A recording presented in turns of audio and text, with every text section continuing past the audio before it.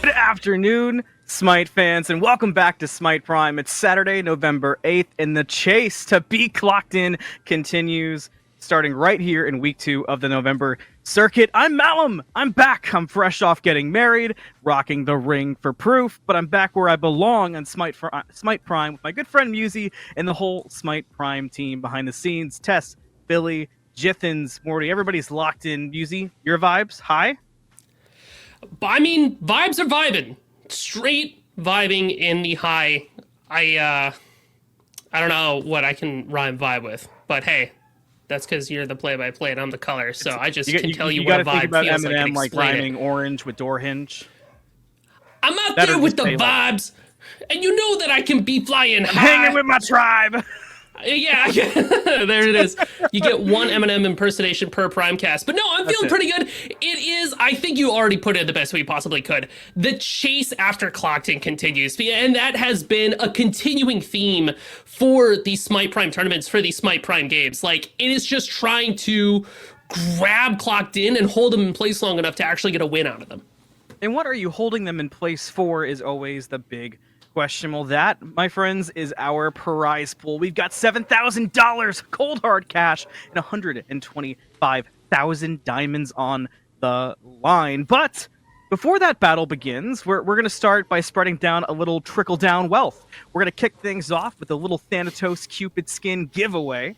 So here's the steps to that, because there's a couple of steps you've got to follow if you want to enter that giveaway. First, head over to twitch.tv/SmitePrime. You're going to go into that chat, then use hashtag giveaway in that chat. So in Smite Game Chat, this isn't going to work. You've got to go to TTV/SmitePrime. And I gets you little Thanatos Cupid, which is just the best. I saw that when that skin came out, Musi, this is a true story. First thing I did on honeymoon, didn't care. Hey, you got to see this. It took priorities. Babe, they made Cupid a little Thanatos. They made him a little guy. This is like the nicest dinner I've had in my life. You're showing me Smite stuff? Yes. You married the last this. time I mentioned it, use hashtag giveaway in the Smite Prime Twitch chat right now to enter the little Thanatos Cupid giveaway. But now let's get into the business side of things. Let's start talking about our day, because we got a whole bracket to get through today, as we do every week. And as always, there's a lot of great games to look through. Now, we've kind of touched on the clocked in problem. You can see them waiting with a bye, chilling, waiting in round number 2. Our day, we'll start with Retirement Home versus the Eldritch Hounds, Musi. But between that knowledge and just looking at the bracket overall, how are we feeling? Honestly, there are a couple names here I'm raising my eyebrows a little bit at, but that is the nature of Smite Prime. I'm kind of curious to see who's going to come out with between a jacket and a dog raising your eyebrows. I like that. I was about to say, Harley is also kind of interested in what's happening back here. The Eldritch Hounds, woo! She feels a kinship. But between We Know You're Cheating and Really Solid Prime Team, I'm kind of curious to see how that ends up panning out.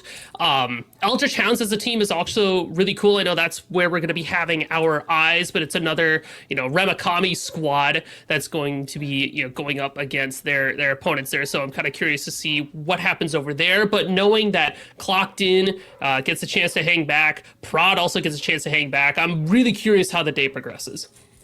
Well, hope you're ready at home, ready in chat, because P's and B's are ready for our first game of the day. So let's start our day and hop in here. Now, Musi, since the last time I've been on broadcast, there has been a ridiculous litany of things added to this game. And while I am caught up, one thing that I'm still kind of trying to grapple with, especially with how much it's seemingly changing week by week, is the picks and bans. Now, the 2 competitive bans for today, Sylvanas and the Morrigan. But after that, where do we go? What do you expect to see? So there are a litany of gods that you have to kind of take off the table. If we want to talk about solo lane for a little bit, feels appropriate given the first one that filtered through. The word of the day. Yes, hey, that's a good one. 25 cents just for you. Bellona, Osiris, Jormungandr. That is the holy trinity for that lane, because pressure is what matters most. Take a look over at mid lane. You're thinking about things like Agni, Iset, who was released recently. She's ridiculously strong. Take her off the board, but also think too about things like Yanis and Hekate, right? When it comes to what we're focusing on building these teams around, it really does feel like Anthony. Oh, you're back. Thank God. That was crazy. I fell into a void for a second. Say you did the Yorm dive underneath, but it's did. about things like pressure, and I think these bands that are filtering through are really acknowledging that right out of the gates. When you are thinking about what you want to build your team around. Yeah, I was about to say, they're the three by the four of them so far. You want to know why you're never going to see these characters ever? Broken, right? They hit you really hard, they never die, and they live forever. And Aladdin has also been there since the dawn of time, so you can't have him either. So that's honestly what we're thinking about, like, through and through. Things too, like picks like Agni, I think are also going to be incredibly powerful forever and always, just because of the flexibility potential. So I wouldn't hesitate to see them get picked up on either side. But because we're so focused on these solo lane bans and these mid lane bans, it opens up a lot for supports to be able to filter through. And things like Scylla support, though taking a little bit of a hit, maybe a patch or so ago, still feels pretty powerful. Baron Samdi support still feels really good. Ares has fallen from the limelight due to the change, but obviously not enough, because with a coordinated effort, he still does a crazy amount of damage. So it is all about the tanks right now, Anthony, and that's really where it falls down to. The tanks, but we start with good hair. Merlin, the first pickup for Retirement Home, so focusing on giving some strength over to Pagon, at least most likely. No crazy... you don't expect to see any more magical damage characters in the Soul Lane today, I'm guessing. No, I mean, there was a period of time where you could run like a Phoenix Shield Merlin build, but more than likely, Merlin's still really good at being able to hold it down in mid, just a crazy amount of damage, so I'll likely go to Pagon, yeah. Umoja and Baron Samdi will follow it up over on the Chaos side for the Eldritch Hounds. Now, you talked about the Baron already, but now it's combined with the Umoja. So a Baron could go either mid or solo here, more than likely. Umoja almost assuredly heading towards that support line, and both of these characters offer a lot of survivability, but also just a lot of damage. Umoja, especially from the support lane, she has a lot of, I feel like a lot of kill pressure that maybe not a lot of people are able to handle right out the gates, just because she can spam all those abilities at you. On her Ymir duo lane potential, I mean, that's just... when D'Lo and I play the game together, speaking of someone else who we miss on Smite Prime, that's the only thing that we can play and actually go positive in the duo lane. But do you expect Retirement Home to go positive? And how does it kind of match up into the Yemo? So I like Ymir, especially just because he has a lot of early pressure. If he hits you with that Glacial Strike, he gets that passive off, just starts smacking you with autos. Umoja has ways to get away, but whoever they decide, Eldritch Hounds wants to lock in for their ADC, you got to keep somebody that can keep their distance from Ymir. And then obviously you have the classic wall pillar combo that just is able to keep everybody locked down. So a lot of damage potential there. Only 2022 Worlds feel, maybe even 2021 going all the way back further, but the CERN Ama hovers. We have, of course, the Neath and the Hoombot to talk about, but the CERN lock-in, I can tell by your face. I know the facial expressions of the old Newster. So go ahead. What are we thinking? What's on the top of the brain? So this is not what we're used to seeing. And I'm kind of, the way that I look at this, I feel like Amaterasu is going to solo patrol in solo lane, and CERN could be the jungler running around, formerly known as Sam for Soccer. I don't know if you were around for that big reveal, but you could also run CERN in the solo and have Amaterasu almost like a speed style of being able to move around the map a lot and be able to focus on structures and take people out. So I'm kind of curious as to how Retirement Home wants to play that, but if you do have Amaterasu as the jungler and CERN as the solo laner, if it's that angle, I worry, because then Retirement Home is only going to have one real frontline tank. I'm also confused seeing the Uller now, because you've kind of already touched on the uniqueness of this draft, but I look at Eldritch Hounds, and there's a couple different ways the lanes could go. Now, I don't want to necessarily throw myself out there as the one predicting in the first game of the day. I'll save that embarrassment for later when we need to pick me up, a little bit further into the drops and the giveaways. So I'll let you go first and make your predictions. So Uller almost assuredly, in my eyes at least, going to that dual lane, just because Uller Yamoja in the dual lane does have a lot of kill potential. I mean, if this Uller is able to hit an axe, he can kill somebody. It's kind of what it comes down to it. Beyond that, I feel like Neith over in ADC just is not what you want her to be. She still functions incredibly well, almost exclusively at this point as a mid laner. Just being able to build those int items, scale really hard, have that global presence, and fire the ult off from the mid lane is able to show up for every fight there. Well, let's stop talking. Let's stop yapping. Let's start watching some players press some buttons and head on to the battleground. First game of the day, and it's about to get underway here on Smite Prime. So everybody buckle those seatbelts and let's get in here. Retirement Home versus the Eldritch Hounds. Two heavily stacked teams, by the way. At this point, I think we're far enough into Smite 2's history. I don't need to give the lore about the kind of that come up the ranks of players like NMR and such, but either way, Musi, it's a stacked lineup. Of course, Morty and Tess will be bringing us the action for this one. So what are the kind of first things we're seeing? Scanning across items, relics, what's the vibes? So it would seem I was a little off the mark with my prediction. Right out the gates, I see Kyuka with an aspect Neith, and now I'm wondering if that's an Uller mid for Tito. And I don't know if I like that as much. I'm kind of curious to see how this pans out for Kyuka, just because in my eyes, Neith is always stronger in that mid lane. With that global presence, she can't box as well as some of the other hunters, even with the aspect. Like, I feel like On Her could definitely have the leg up here. So it does change things a little bit for the mid lane. You know, Uller can put a lot of pressure on top of Merlin. Slayer has to be a little bit careful going up against that Uller, because like I said before, Anthony, one axe and that's kind of it. So we'll see how the mid lane matchup plays out. Of course, the dual lane will be fun to watch as well. I know we've seen it a couple of times, and we all remember starting Smite 2's Founder Series off with Final K in support and throwing everybody for a loop, but I'm excited to watch him play the On Her ADC. I haven't gotten to cast it myself personally, so I'm kind of all in on the potential action there. Well, and you know what else is kind of funky here? It is CERN in the jungle. So there's a lot of stuff going on here where you kind of look at it, you're like, huh. Yeah, you know, a 1 for 1, right? Or 1 for 2, 1, 2, 1. Yeah, there we go. That's the one.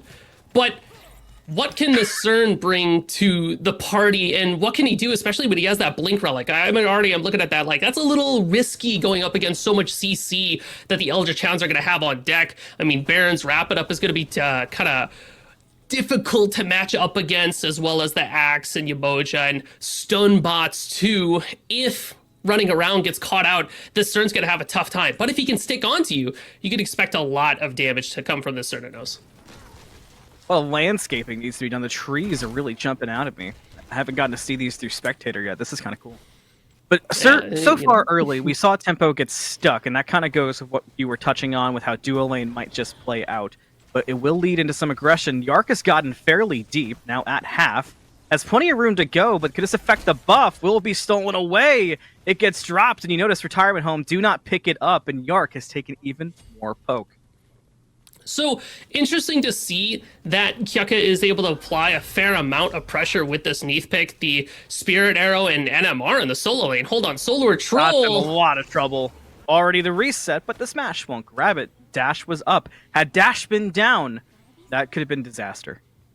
I mean, if there's one thing Amaterasu can do, it's get in and get out of danger. So as long as you have that dash available to be able to make space, then obviously Solar Troll should be okay. If NMR or Remakami was able to body block it, one of the failings of the Amaterasu dash, then they could have caught her. But now NMR is going to be forced to back away from running around jungle, but not before taking a bite out of that camp.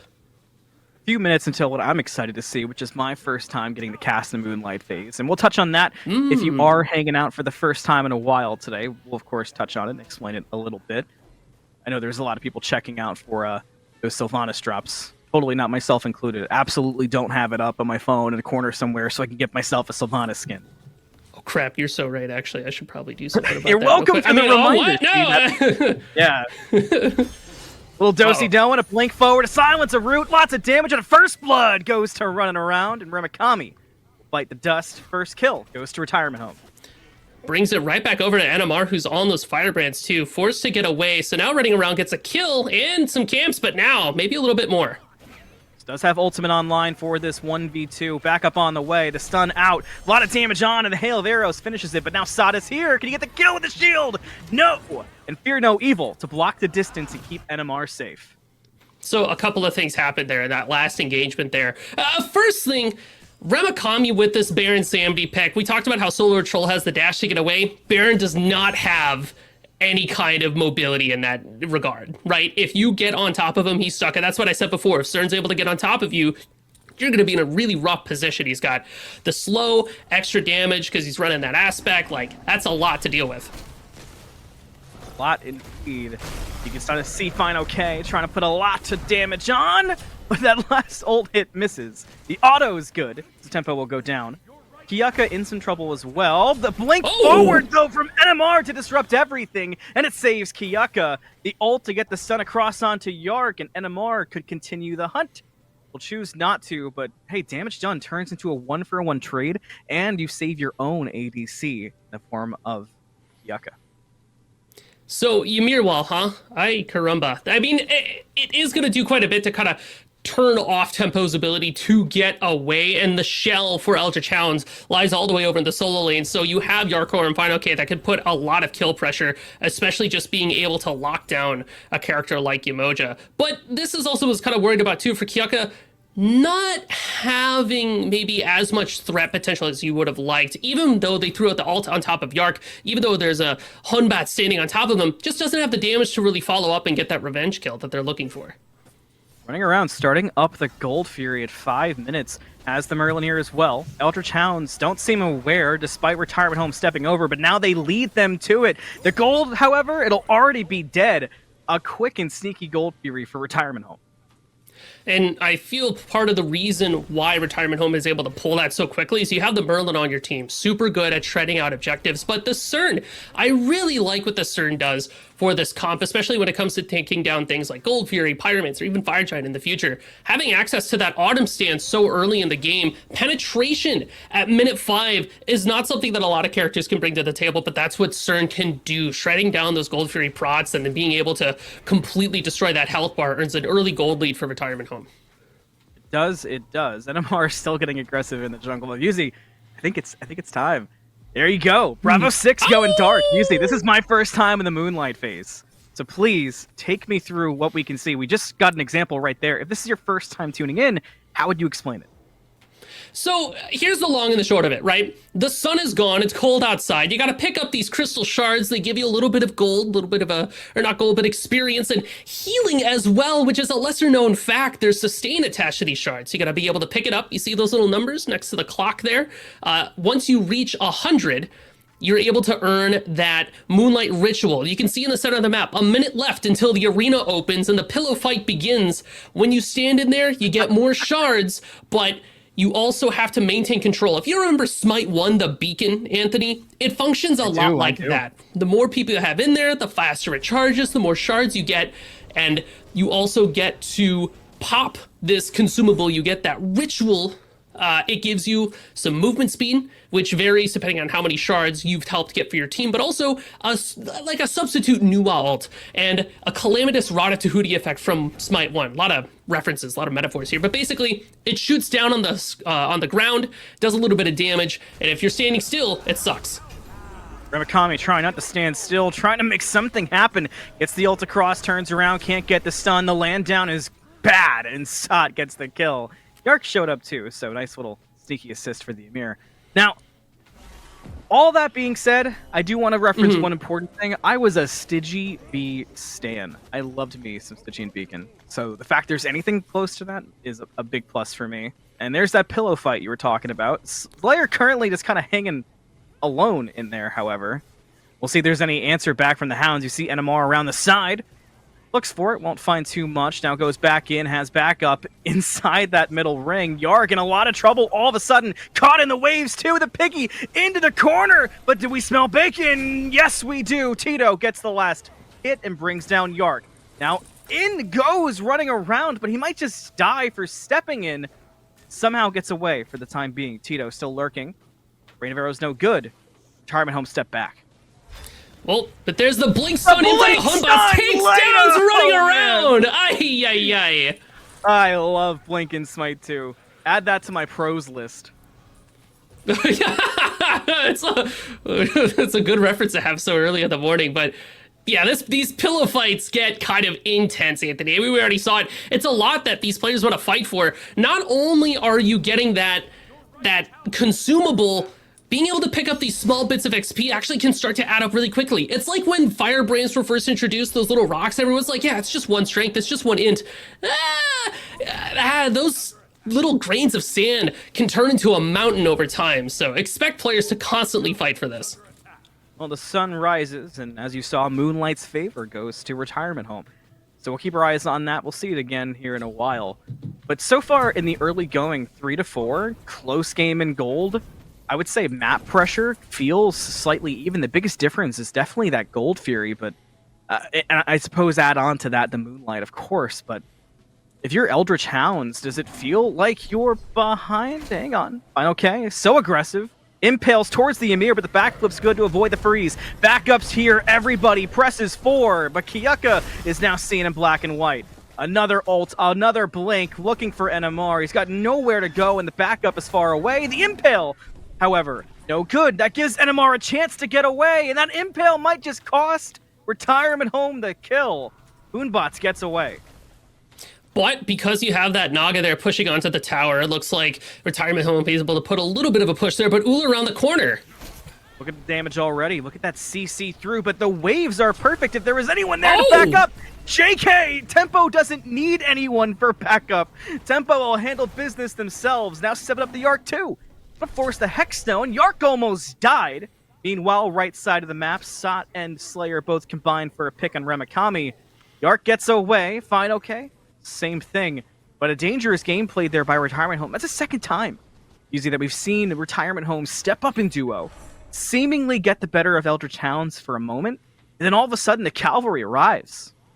It was the rotation from Tito and that ultimate from Tempo that really was the difference changer. Gold Fury looking very low. Slayer goes for the steal, but Tito is able to confirm it for Eldritch Hounds, so now it's 1-1 for Gold Furies. But what I really want to talk about here is the fact that NMR's ult being off the mark in that gank and duo happened at the perfect time. You know, FineOK had the ultimate to be able to CC immune it, but also that circle was just not on top of the on her. So the damage didn't even come through. It brings to me an idea that the difference maker for this game is going to be how can running around perform in teamfights versus how can NMR perform in teamfights? What can CERN do versus Hunbats? And I really feel like when it comes to that 5v5 teamfight aspect, NMR is that much scarier in the grand scheme of things. A Pyromancer for Retirement Home. But is there a big difference with that?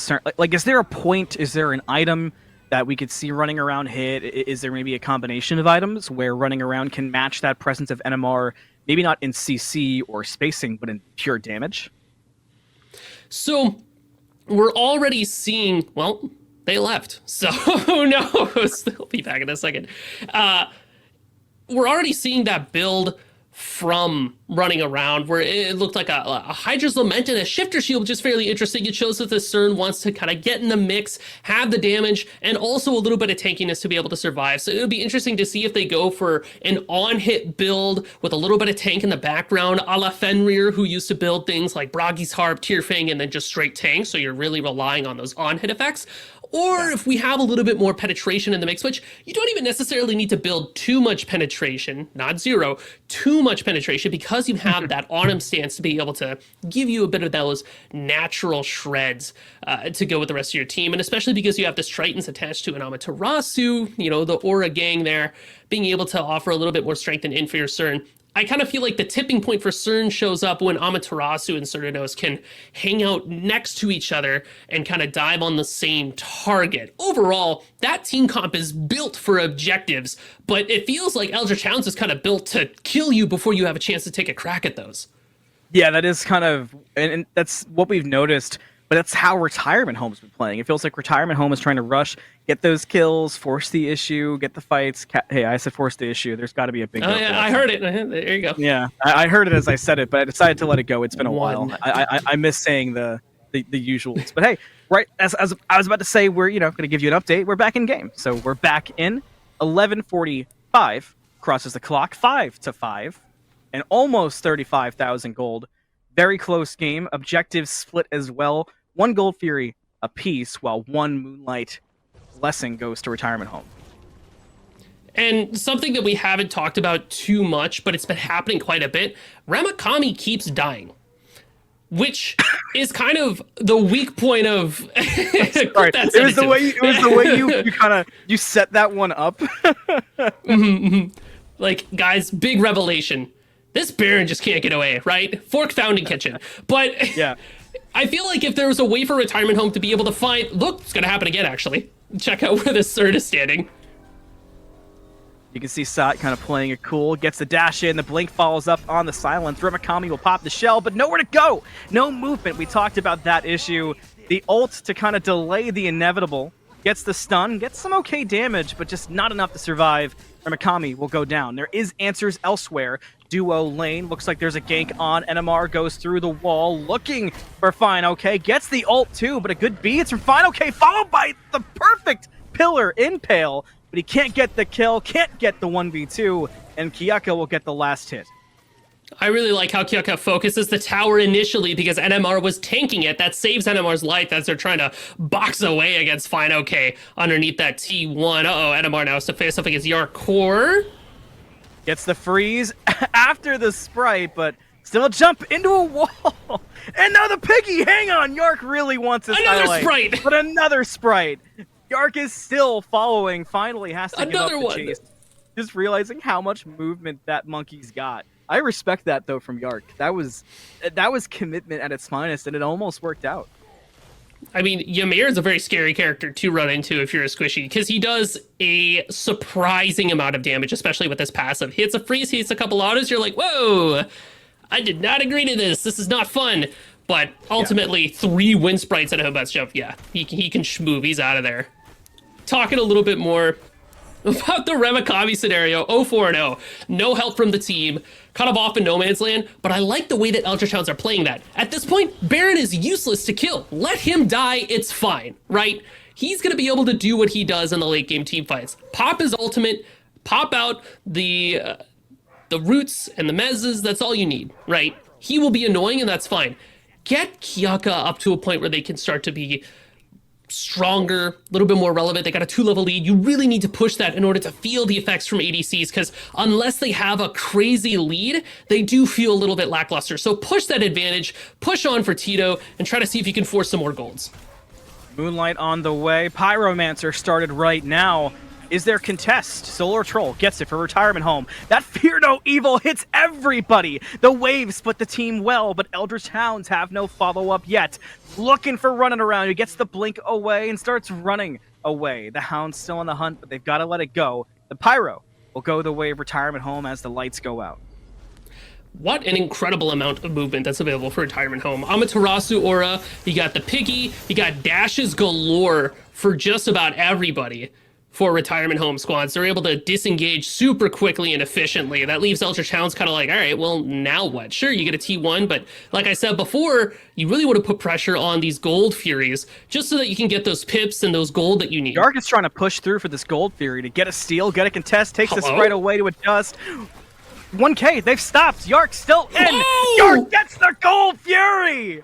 Come on! You should have known when you saw who it was. The Eldritch Hounds can't get it. And look at the team play. Look at the call. Ramakami!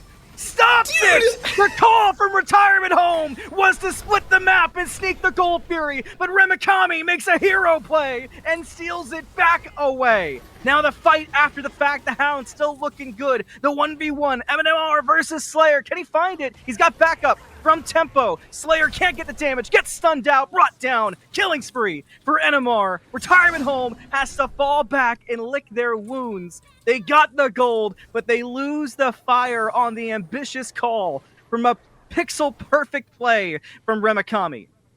You're gonna make me crack my voice 16 minutes into the first game of the day, guys? Oh my god! Okay, so first of all, there's a few things that happens. Jarkor stole the Gold Fury with the runic bomb, by the way. Like, excuse me? That was sick. I can't believe that you just got to walk up and do that. It's crazy because Eldritch Hounds tried to stop him. You had the stun coming out from Yamoja.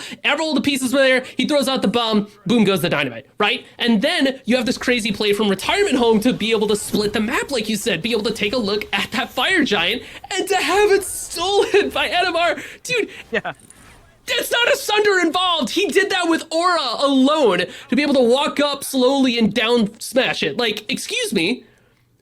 And a lot What of am that I watching? comes from Ramakami still being tanky enough and being able to survive enough, because you talked about the fact that there wasn't that big of a level lead, despite at the time being 0-4-0. It proved that that was the difference of being able to walk up and make that play happen. Dual Lane really trying to force a fight and get a kill onto Kiyaka, but it's not working so far. Running around, actually getting the worst of it. Now stuck in the rebuke as well. Hide in the corner, cover your eyes and ears, and watch to keep your horns from being on the mantle of the hounds. The damage is good, and Kiyaka finds a killing spree. Yeah, running around is going to end up on the wall of a cabin for Eldritch Hounds there. That's unfortunate. What a crazy ultimate from Tempo. Remember what I said before, Anthony? Who has the shell? Wait. Baron has the shell. There's no shell for Retirement Home? Yeah, no. Yep. That's cooked, unfortunately. That means that no matter what Retirement Home does, if they get stuck inside that Yomojo, the only people who get out of it are Slayer and Fine OK. Running around does not have the ability to get away pretty much ever, and that's going to give a huge buff to Eldritch Hounds for these fights. And one of the first gold leads we've actually seen this game, and while it's not significant, it's a couple thousand gold, it's still a gold lead, which is sort of the significant factor for my brain, because it's been so close this entire game, especially with the way objectives have been playing out. By the way, the most recent Moonlight's favorite did go over to the Eldritch Hounds. So now kind of a bit of a mental reset for everybody. Retirement Home clearing out the base, pushed up mostly past tier 2s to Phoenixes, with the exception being the Soul Lane. Where are we looking from here? What's our sort of next step, our next pivot point for this game? So Eldritch Hounds probably want to take a look at that Ancient Gold Fury before they try to make a push on top of those Phoenixes. There's a T2 over in the right side that needs to be cleared. I would say take a look at that gold and then make those pushes on towards the Phoenixes and try to make good of the little bit of time that you have for FG. Use that to confirm your Gold Fury and then back and buy. Spend a lot of gold. Because you have this 4K gold lead, that's a lot in your pocket to set yourselves up for the next fight. After you clear out that objective, it's going to be time to take a look at that FG again, but start a fight proper there. Retirement Home is built to be able to burn away objectives, but like I said, Eldritch Hounds is built to kill you, right? Set up a trap there. Bait in Retirement Home. Don't go for the full commit, just enough to have them walk up and then just get in there. You have a Hunbat Salt, you have the Emoja ult, which, like I said before, is able to lock down Retirement Home quickly and efficiently. You should be able to win the fight here. It looks very good for Eldritch Hounds as they clean up that Ancient Gold Fury. Add the player element too, right? Tempo so far has just been magnificent on this Yamoja. Every River's Rebuke feels like it's got the pinpoint accuracy of a sniper to get this map right. We usually talk about that with characters like Rama or whatnot, but today it's the Yamoja so far. If you keep doing that, it gets even scarier, especially we've already seen running around having a really tough time being a factor. And I asked you earlier kind of what to look for running around to come online and start doing some damage. He has the items that you were talking about, but unfortunately, it doesn't seem like it's going to be enough. So now you're kind of at that, all right, let's close our eyes and try to get to 20 and see what happens from there. Retirement Home will grab themselves a tier 1 in mid, so a little more gold in pocket, but as you can see from that gold chart, last time I talked about it, it was 2k gold. It's getting further and further away as the Hounds continue to clean up the map. What I'm really looking for from this CERN, they've got the Magi's too that they just finished to be able to give them a little bit more safety up against all the CC that Hounds have, which they need it. They don't have bees, they have Blink, remember. But with this Blink, we got to be able to use it aggressively, go in with Sot, find a target, and to be able to shred them down. If they can't accomplish that, CERN is Sip of water still time. kind of a hunter. yeah, it's kind of a tough situation to be in. 5G down to half. Can they get it? The rebuke once again is so good. Sot was stuck in it and might just die. Forget might. He's so dead. NMR with the pick, but now the Hounds grouped up. They're all pretty low. Is there an opening here for Retirement Home to take? No, York will go down. Look at the blow up after. Is there something Retirement Home can make of this? They see the health bars. Fine, okay on the chase with running around. Kiyuko will fall, but the Cern's got to run himself. Slayer with the shutdown on NMR, and the Hounds do kind of fumble at the Fire Giant. Gonna be a 2 for 2, but it's hard not to look at that and see that it was a missed opportunity for the Hounds. It 100% was. The stars align there for Slayer. The Merlin damage is insane. Like, I was yapping about what we need to see from running around, what we need to see from the combination of Amaterasu and Cernos, and kind of had a blind's eye moment where you're like, oh, yeah, Slayer's playing Merlin. If Eldritch Hounds ever decide to group anywhere near each other, any semblance of standing next to your friends, this Merlin just throws out a couple abilities and then everybody loses their health bars. They're just gone, right? That is the fact of the matter of that situation. Can you take a look at Merlin's itemization, see kind of what got picked up after that big shutdown kill? Because I'm imagining it was a big pickup. Ratatouille, yeah, that's the one. There it is. Ratatouille, Spirit Deso, Cronos Pen, and Poly. So they are just constantly spamming abilities, right? The next big spike I would look for from Slayer, either something like an Ob Shard or a Soul Reaver. Those would help them kind of burst away this Umoja's health as well. And same thing with Baron Sambi, where if they end up getting caught and then they're taking a lot of Soul Reaver damage too. But having that rod finished offers so much damage for Retirement Home. And it makes it even scarier for Eldritch Hounds. Retirement Home scales really well off the back of this Merlin alone, so if Hounds want to be able to win this game, yeah, they're built to kill you, but you have to pick the right targets. Slayer's got to be the first one to die. Running around, now split pushing, we'll get that tier 1 and duo. We'll see about the tier 2. Pyro started up below half health, the Hounds on it, kind of daring Retirement Home to step up. They know their members short, and Slayer's not there either, still coming back from base. The Pyromancer will be a concession.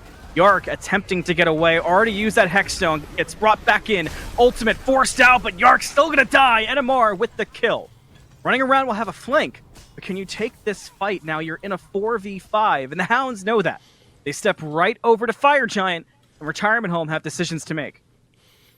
I like the use of the Umoja ult there, keeping the Merlin away. If you can't kill him, just don't let him fight with you. Fire Giant looking pretty low. I wonder if Eldritch Hounds want to commit to this. They probably want that fight. Let's turn off the lights, add the drama, make it even more. Fire below half. You see Retirement Home looking for some kind of way in, but the Hounds, they want the fight. That's where the focus is. Yuzi's been calling for that the whole game, and they're attempting to do it, but instead they get lit up and have to back away. Just too much damage is being done by this Merlin for the Hounds to even fight a 5v4. Yuzi, what did I just watch? That is the power of one of the best mages in the game right now. I'll tell you that. Like, it is that easy, by the way. Big circle. Throw out the big circle. You get touched by a big circle. Good night. Go back to base. Try again, right? We have to be able to find a way to isolate this Merlin for the rest of the team. That's really hard to do because of the way that Slayer has been positioning. It feels like more often than not, they got a little battle buddy next to them to be able to offer that peel. So I like that type of grouping from Retirement Home. Right. But I really like this move from Eldritch Hounds. Look at that. They're already back over by that FG pit. The map is being read so well by the Hounds, but they've got to be able to survive the damage we've seen from Slayer so far. That kind of has been the biggest issue. Big root on Sot. A lot of poke on. Same thing on Yark. Look at the focus. Now it turns to the Emir. Can you bring him down before backup arrives? Look at the go back in from Sot. Gets the stun too. Can you find a pick? No. Kiyuka turns around, gets the auto. Yark walks into his own death before any of the damage dealers from Retirement Home could join the fray. NMR is hunting down Slayer. We'll see him. Can he get there in time? The monkey catches, and Slayer is good as dead. An arrow to the forehead will bring him down and send him back to Twitter mentions. The Hounds now walk over to the Fire Giant. So, that's a good one. I like that one. So, I think he'd like the that Merlin one too. was the problem, Chip. You know what? I think we all like that one. Thumbs up in the chat. But we were talking about Merlin's the problem child. Guess where Merlin was that fight? Not there. Absent. What does that mean for Eldritch Hounds? A Fire Giant and a victory in that fight. So as long as you're able to take the Merlin out of the picture, Solar Troll had a really good looking ultimate, did not have the follow-up. Yarkor tries to get in there, has the damage, does not have the follow-up. Retirement Home, get a consolation prize of that Ancient Gold Fury, but does it matter if you can't push, right? That is the big question. Like, it's just there to take it away from the Eldritch Hounds. As long as Eldritch Hounds are able to maneuver around the damage from the mid laner, they're sitting at 20k, right? That is the big focus from Retirement Home. It is on the back of Slayer, because if Slayer dives, if Slayer's not in the fight, Retirement Home don't have a fight to win. They are the only one here that's really able to perform. ADCs do not do damage. You cannot look at Fine OK and expect them to do anything. They just finished their Titan's Bane. Now maybe they get to be a character, but because they're sitting there with that Berserker shield, they're not going to be able to output as much as, say, the Neath, who's just fully committed into this, you know, on-hit build. Solar Troll is tanky. Yes, they have the damage, but they just get blown up because Eldritch Hounds have so much follow-up for Peel. Remakami died a bunch in the early game. Like I said, it doesn't matter. If he can ult in the late game, if he can find the pick, if he can find a root, a mez, a wrap it up, doesn't matter. He is effective. He can do it. He can do his job.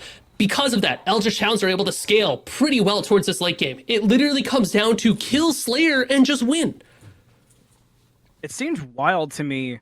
Hang on, what's the plan here? I mean, NMR just watched you turn that corner. I don't know how sneaky this actually is. Plus, with the Hounds splitting, it's going to be tough. Sot seems to be the go button. When Yark follows up, Yark tends to die. We'll see how long the Ymir can survive. Gets the freeze, brought in by Life of the Party. It'll bring the Ymir back. Is Yark going to die already? The Hexstone! Wow. But it's right into a wave! Wow. And when it comes crashing down, so will the game of Retirement Home. 3 members erased just like that. And the Hounds step up. They'll take the solo Phoenix, and they're looking for more as they march into the throne room. It'll be a 2v5 defense. Those 5 got Fire Giant.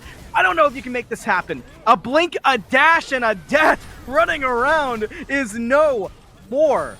Just Fine OK stands. This game is good as done, but they want the honor to add the pelt to the floor with the horns on the mantle, and the Eldritch Hounds will take this game. That was the Umoja ultimate of all time.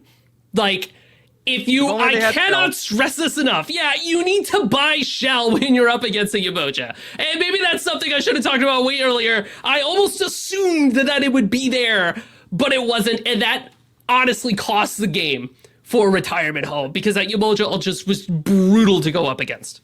It was the Umoja ult, but it was the lack of damage. It was kind of every point you hit on, including that the Hounds just wanted to fight.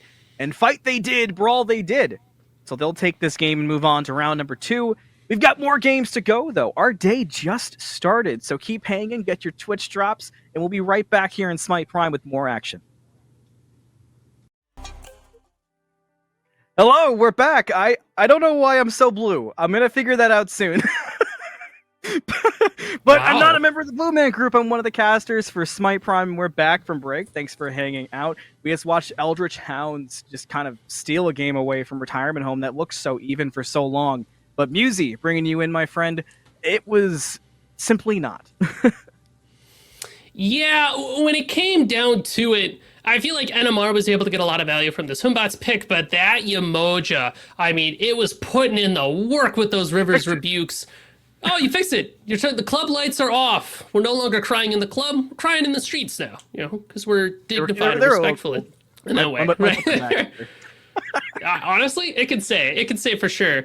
But as you get a chance to take a look at some of the replays here, I think this really was Retirement Home, protect the president, keep Slayer alive game. And unfortunately, Eldritch Hounds have experience in the matter, it would seem, because they were able to find this Merlin and keep them away from the fights, be it poking them out before they began, or just being able to go for these flanking maneuvers. I think specifically when NMR got behind Slayer, like, those are the plays you want to make, and then you have tempo here to split the difference. Eldritch Hounds did such a good job playing around this Umoja, and Retirement Home just didn't have a shell, so the only direction they had to go was forward, and that was into things like Baron, into things like Kyoka, who did surprisingly well with this Neath pick. I wasn't ready to see that.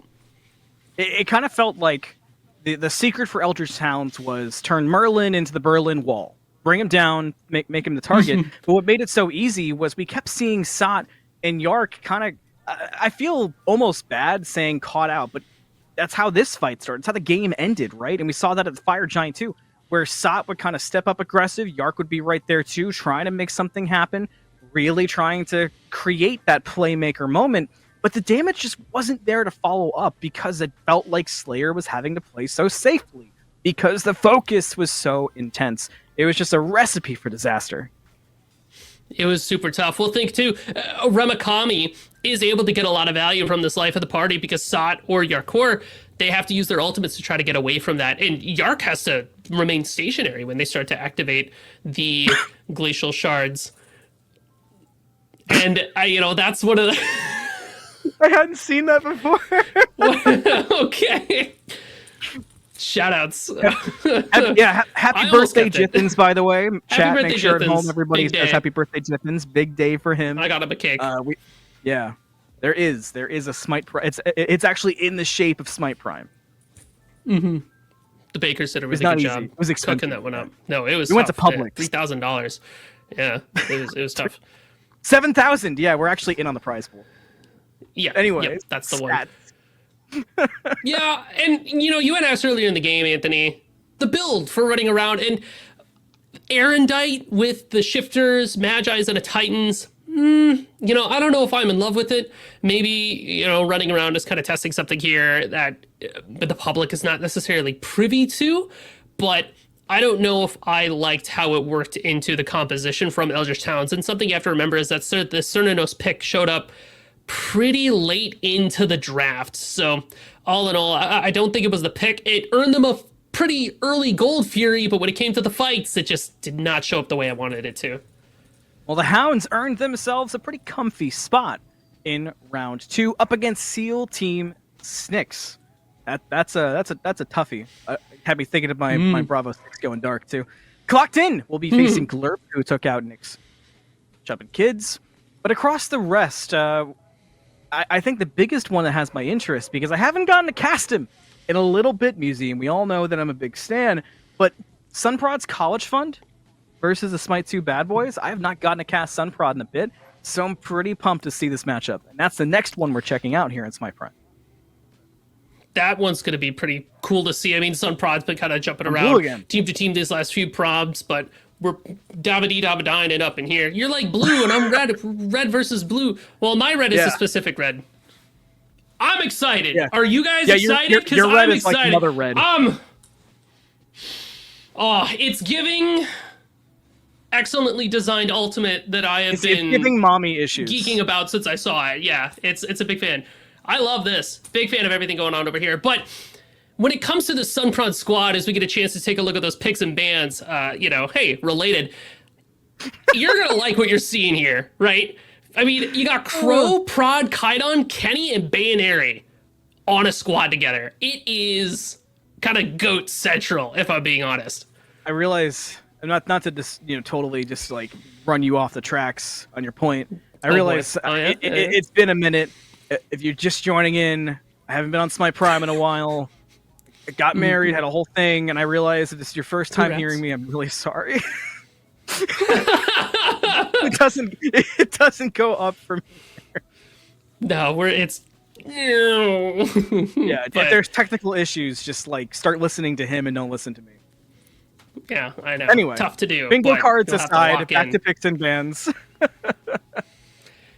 So, talking a little bit, I think it's more important to talk about some of the players that we have here, maybe as opposed to some of the picks. Scream's in the game. Aladdin is banned.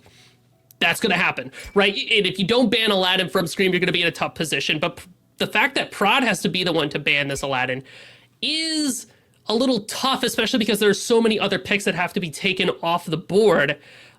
Just taking a look at what's already off. Won't see today. Yeah, it's not happening. When I tell you that she is strong, she's strong in the same way, maybe not as strong as Baron was on release, but in a similar vein of like, I don't want to play against that. That's tough. It's very tough to play against. Spirit Ball hits. Dark place. You guys remember release Baron and Smite 2? I do. Yeah. it was tough, but maybe not that level, but it's strong enough to make you go, no, thank you. And especially because we're in this weird Meta might not be the right word for it, but fights around objectives are very important. Fire Giant especially because Sunder is needed to confirm. Said Ultimate being one of the confirmiest confirm ultimates in the game, even all the way back in Smite 1. That's what her identity was. Pop the circle on FG and get it for sure. It makes her so powerful here, just because FG is just so critically important to being able to win fights. That does make sense, and it does make sense. We've seen her banned so much, but that opens the floor for a lot of other characters, and one of which is Baron, which had a complicated game last game, is how I would explain it. We saw... it almost reminds me of Cherry on Hades. You go 0-75 in solo lane, and yet you win the game, and you kind of are the hero of the game. That's what we saw with the Baron. But picking it first here for Prod's College Fund, how does that make you feel going forward for their comp? Are we thinking this is the support one you talked about earlier? Is it another run at solo for Crow? I feel, knowing that Crow is like the Mordred merchant, I kind of wonder if this Baron is actually headed to kill Camp Kenny. But what's interesting is the fact that this Aladdin has gone completely untouched and uncontested in bans. Yeah, you did say you have to ban Aladdin versus Scream. Those were your words. That's yeah. And if you don't do it, I feel like bad boys get to lock it in, and Scream on Aladdin is just a terror to be able to deal with. And it looks like Prod is going to be opting instead for a Hunbats. And when it comes to where I think Crow could go, if Prod's College Fund is playing into a composition where Mordred can function, I feel like that's where they lock it in. But otherwise, because Bellona, Osiris, and Yorm, the holy solo lane trifecta, has already been scooped off the board, it kind of leaves you with some of the, I don't want to call them lesser picks, but maybe not as strong. I think Thor, especially with this Hunbats, with this Baron Samedi, could look pretty good for Prod's College Fund Crusaders. Yeah, I'm looking over here at where I have my picks and bans, and I'm just waiting to see that Aladdin pop up, because now you've sold me on it, because Scream is that's who I think of when I think of Aladdin. I mean, who doesn't still show those clips from Founder Series Vegas the to Dolson people? clip, yes. Yeah, how do you not show that one? It's kind of tough, but there are other options, and we've seen Scream go crazy on just about everything, except I don't know, like if he played Yemoja jungle, even that might go kind of hard. I'm trying to think of like the desperate Aspect options Yemoja in the jungle. good. True, even that could be good. But my point being, I've seen Scream play so well on everything in the jungle. I think the only time we've seen a kind of a tough spot from Scream was when we saw that weird role swap a couple months ago. So anything could be good here. But with all that focus on the jungle, let's kind of look elsewhere. How are we feeling mid lane wise for my two bad boys? Where should they go? Well, you still have things like Merlin available if Moswell wants to pick that up, but knowing Moswell, I almost wonder if that's why they pick away the Baron right away, because I know Moswell likes to slam that. They could be looking at something like a Zeus. I know they like to head in that direction as well. Pause that. I gotta talk about that real quick. Yeah, speaking of mommy issues, a Wheelish we're picking a Wheelix in the big 2025, and listen, I love a good Wheelish, especially because the ultimate is a good response to the Hunbats jump. I feel like she still lacks a lot of the kill pressure that you need from a jungler. So I'm interested to see how Scream's able to make this work, just because in my eyes, she doesn't kill people as easily. She doesn't have that ability to just kind of blow somebody up, but she does have the ability to just yoink the Hunbats out of the fight. So maybe that's the big play style that we're looking for from this pick. Bracken and Artemis round out the team for the other side, being Prod's College Fund. I almost said Crod. That's not his name. Prod's College Fund. Artemis. I haven't seen Artemis in a bit.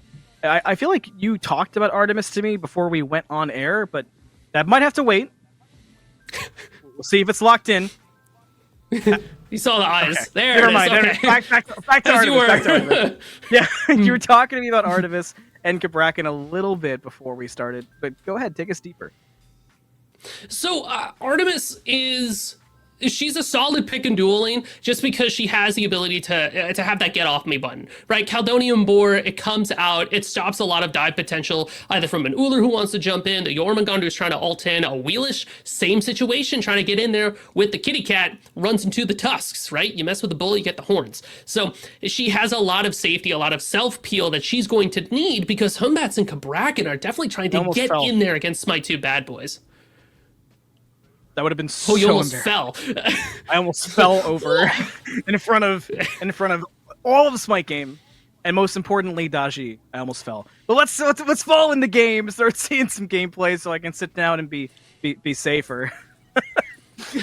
Bronze College And Fund you're cut Crusaders off. on the Order side, Smite 2 Bad Boys on the Chaos side. Malum, Musi, Mort, Tess bringing you the in-game action. Now, already looking, it does appear we've got a Baron support, so you were on the money with that. The Mordred Merchant is rocking the Cabrakan instead. But everything else kind of seems to have fallen where you expected. Yeah, and one of the reasons why we don't see the Mordred here too is that going into things like Ares and Yorm, it's just not a good look. Ares completely shuts him out. Jormungandr can't get caught up in the big Mordred ultimate, so we're leaning more towards the Cabrakan. Why is Scream in the mid lane? Yeah. Thank you, Tess. Or thank you, Mort. Like, huh, okay. I was Sino writing down what you were saying in my Jungle. notepad, and I look up and get jump scared. Today just got so much worse. What the dog doing? What's crazy is I was talking about how I was kind of unimpressed Yes, the you last time were! we saw Scream roll swap, and how it's been so long since we saw that happen. So now I'm I don't know, I feel like that's so Raven, but the flashback makes me want to jump off a bridge. Yeah, it's... We all know Scream for his jungling capabilities. But we also know that Sino's pretty good at jungling. I mean, I used to be a big Sino guy back in the day, so I'm excited to see what they're able to do with this. Yeah, you're ball pick, nowhere, but I'll give you that. I like it. And you know what? If there was ever a pick to play when you are not maybe as tenured a mid laner as some of the other, folks in the competition here, Merlin's a good god to do it with. Even Slayer was looking goated with the Merlin. Like, come on,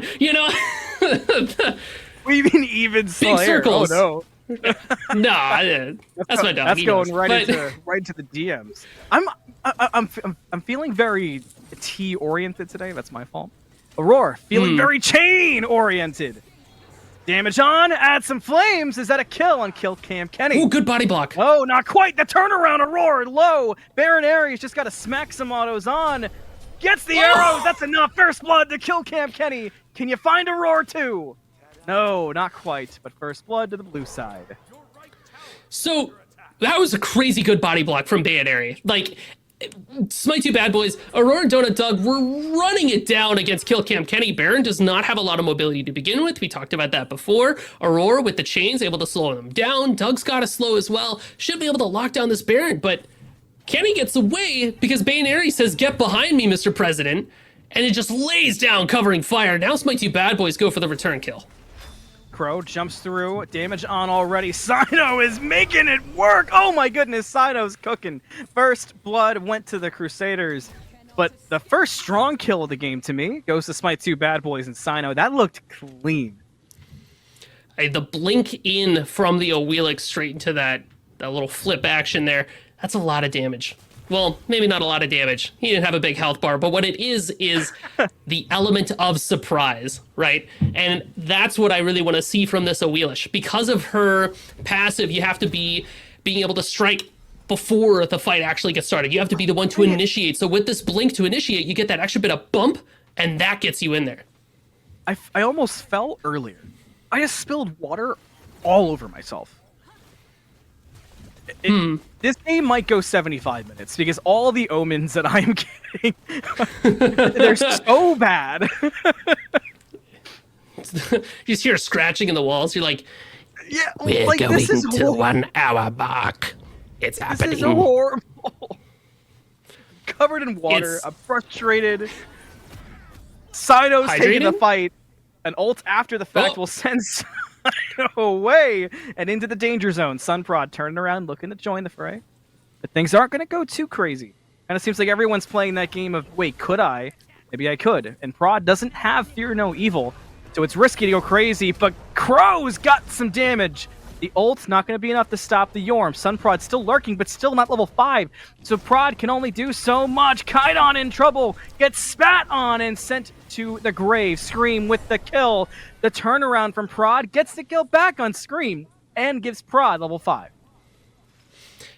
kind of a tough situation there for John. It looked like initially they were going to die because it takes so long to actually start up that ult animation for Jormungandr, but I like the aggression after the fact, knowing that you can get that little bit of damage off. Hecate, similar scenario to Baron, right? Doesn't have a lot of inherent mobility. You don't have a dash or anything like that. So Yorm is really good at being able to chase down a character like that, especially in their ultimate, where Kaidan does not have any options, right? They got kind of checkmated.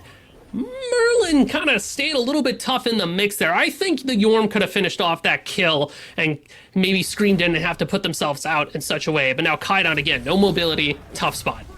Flicker into an ult. Kaidan brought back. Will he be sent back in Fear and Evil to try to help things out? The Mez on the turnaround. Kaidan's still running, and it's good. Sunprod brings down a roar, and Kaidan lives to see another day. What a turnaround there from the Crusaders. Bayonary now being able to take a bite out of Donut Doug, got the coffee, ready to dunk. Beads popped, Caledonian Boar, beads in turn, but Doug just walks away slowly, and an axe? Come on. Oh my god. He's out. All right, shoutouts. Tough. Sino does fall to kill Cam Kenny in the mid lane in the meantime. But that's tough. It's never fun to be an ADC and get zoomed in on while you're missing autos left and right. And I feel like Baronary would be the first to tell you that, but it's really tough because one more auto would have been the difference there and gotten the kill for Baronary. But I suppose you still take pressuring out Donut Doug. And now look who's ganking. Sunprod will be a full gank. No ult. No. Yeah. All right. He backs off, I guess. I don't... I think I like it. We both kind of like hunched in there, I imagine, to kind of be like, all right, here he goes. And what's scary to me now is I was waiting to see if Sunprod would go for the gank, because had you gotten a kill right there on Ullr, I would have said, okay, all the kind of the issues from that previous fight would be a little bit better. But now that you didn't get the kill, now you don't have beads, and we've already seen what kind of menace the Ares has been around the map. So eyes on that dual lane to see if it becomes a focus. But by the way, the lights have gone down. Our first Moonlight phase of the game. The lights go out. No stress. I'm stressing what I'm stressing about. I'm stressing about the solo lane, Anthony. Jormungandr just barely able to get that ultimate off and get away. I like the fact that Prod is putting a lot of focus over there, just because if he can catch that Yorm out in that moment. Kabrakan does a good job locking them down. The cab walls cannot be avoided. Oh, Sunprod! Blink stun! Got him! Found him in the jungle! And immediately hits the teleporter. I thought he was taunting on top of that, and I was going to say, oh, we got a rebellious arc for Sunprod, but no, just takes a teleporter. Great pickup, though. That's the second kill today we've seen with the Blink overhead smash. So I would just like to mention that goes on the pros list. And also, we see the stun bots being used as well. Uh-oh, Crow trying to put some pressure on top of Sino. Almost caught in the wall, gets a jump away. Meanwhile, left side of the map, Gold Fury started up below half. And it seems like there's no answers for the Crusaders. They will just get this one for free. Tough time to be a Smite 2 bad boy at the moment. You're getting picked kind of across the jungle. Having a hard time finding pressure in either of the side lanes. Now you lose a Gold Fury on top of that. Crow knocked up. Will beads the pull and not go back to Sino. So the Awilix pick may be making a little bit more sense now too, being able to follow up off the Jormungandr knock up there. Not only in their, submerged, but also in the ultimate too. Pillow fight available in the mid lane here, and Aurora has ultimate, so it could get dicey. Chains on. Damage real good. Gonna force the ult out from Aurora. Brings it back into the tower. But the Hecate ult. Kaidan looking for it. Cannot find it. Instead, everybody backs up and Aurora gets away. So a dropped kill, but still a decent lead and strong kill advantage goes the way of the Crusaders. They might just get that, what'd you call it, the pillow fight? Yeah, I call it the pillow fight, because it's bedtime. You're fighting somebody in bed, it's a pillow fight. But something that I neglected to mention last time we talked about this is not only getting the ritual, you're getting a dead Artemis in the left side as Bayonary is getting absolutely jumped on. So much damage on the jump forward. Sino cutting off one of the routes. Doug, though, hitting autos. Just needs one more. The knock-up kind of delayed things, but Doug gets it on a slam anyway. Down goes Baronary, a big kill for Doug to get back in the game. Roar in trouble in the mid lane. Sunprod damage on, can't get that last hit. Kill Cam Kenny can't find it either, and the flames from Scream will bring down Sunprod and give a shutdown to Scream. What's interesting there too is that because Crusaders were so focused on that fight, Smite 2 Bad Boys come away with the victory from the pillow fight there, from that ritual. So now you can see those red diamonds coming through on the map as John Rogue's taking a lot of poke. What a brawl in the solo lane, by the way. This is terrifying. Yeah, just a couple of dudes, you know, soloing. Yeah, man. Love Smite 2. I'm soloing. Just out here soloing, you know it is. Yeah, me and my bro, we like to solo. Speaking of solos, oh my gosh, Yeah, Baron does a lot of damage. Kind of walk away, but Baron does do a lot. Killcam Kenny sees it. Sino has to get right back on Suku and is in trouble here too, because look who's around the corner. It won't come to much. Kaidan just goes back towards the mid lane. That was a dangerous moment. Blink, stun, damage, fear no evil, auto, Rowing's dead. Well, when you have the blink stun bots, you might as well use it for everything it's worth. You also got the Hydra's Lament there for Sun Prod, so it really augments the damage from the follow-up autos. He's going to move to left lane because that's where the action is. Life of the party turns into life of the after party for Sino as he falls. Uller will fall back under the tower, so just the one kill. Will they die? We've seen a lot of dives today underneath the tower. More than I would usually expect, especially this early on in the bracket. But not this time, so just the one. I mean, Prod's College Fund, they're just trying to keep up that pressure. Trying to really leverage Sunprod specifically in such a way that you're just putting constant kill potential on the map. Wherever this Hunbats goes, that is where Prod's College Fund is trying to play, just to see if they can get the picks that they need to really start to pull ahead and turn those into Gold Furies. We already saw that earlier in the game. Now, as Gold Fury starts to respawn, the next time Prod gets a pick over in solo, it's going to be that rotation to duo yet again. That's kind of the playbook here as Prod is moving around the map. Find Yorm, pick them, or force them to back, take the side TP, move over to duo, either find Aurora, Donut Doug, either pick them or force them to back. You have a lot of damage on objectives between, Bayaneri and Sunprod. Hecate, not as much as a Merlin, but still able to do quite a bit. But because you have Killcam Kenny on this Baron pick, you're able to offer a lot of CC for these fights as well. So Prod's College Fund looking pretty strong so far. The no escape worked that time. I was ready to say it didn't, but instead the gates perhaps worked better. This turns into a poke war, so a couple big ultimates dropped for nothing more than poke. ADC 1v1, interesting indeed. Baronary low, Doug even lower, and Baronary avoids the bladed arrow. But Doug still wants it. There's a wave that benefits Doug here. Baronary sees that, backs away. Sino can't get close enough. The junglers are nearby. Top side. And once again, the ADC's trade. But look who's around the corner. It's Crow. And Doug just said, what happened to our 1v1? But there are no 1v1s in competitive Smite. Crow reminds Doug of just that. Now with that pick off in the dual lane, I expect Prods to maybe take a look at that Gold Fury. And C2, John Rowan coming up from the bottom left side. It's going to be a fight around this pit. This is going to get messy. So check the seatbelts. Make sure they're still buckled. Gold Fury. Start it up. Getting lower, and the Smite 2 Bad Boys are going slow on the response, and seemingly for good reason.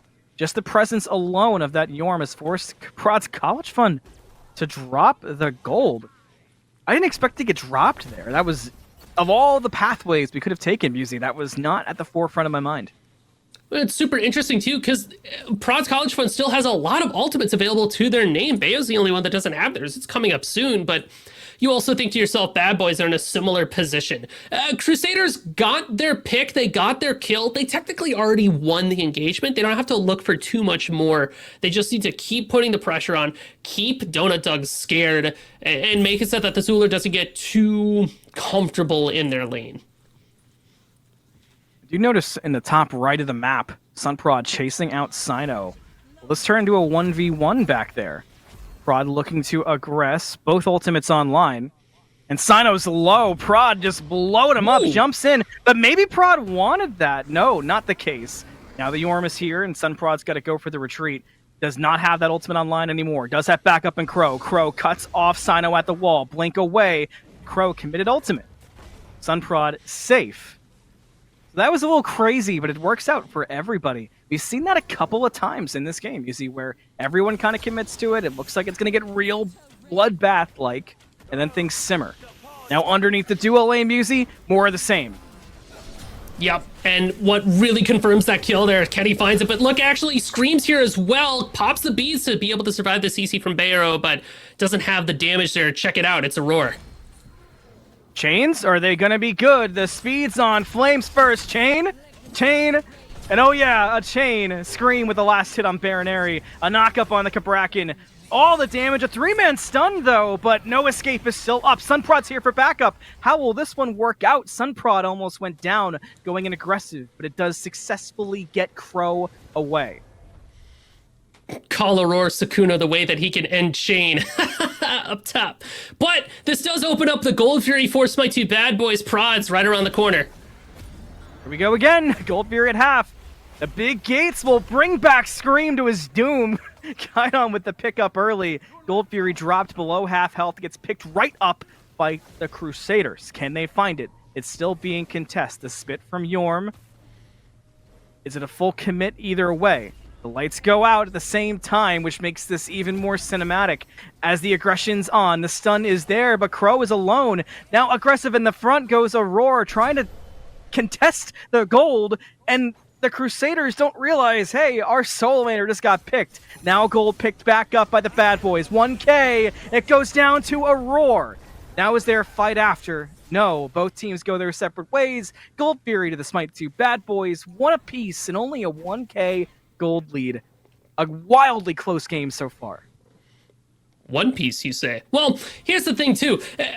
Prod's College Fund Crusaders, ganking dual lane, actually. Donut Dog gets hit by the Wrap It Up. Livebinder proc as well. Bayaneri tries to chase after it, but a jump from Doug, and it forces the ult. Beads as well. Doug's okay. Here's the thing.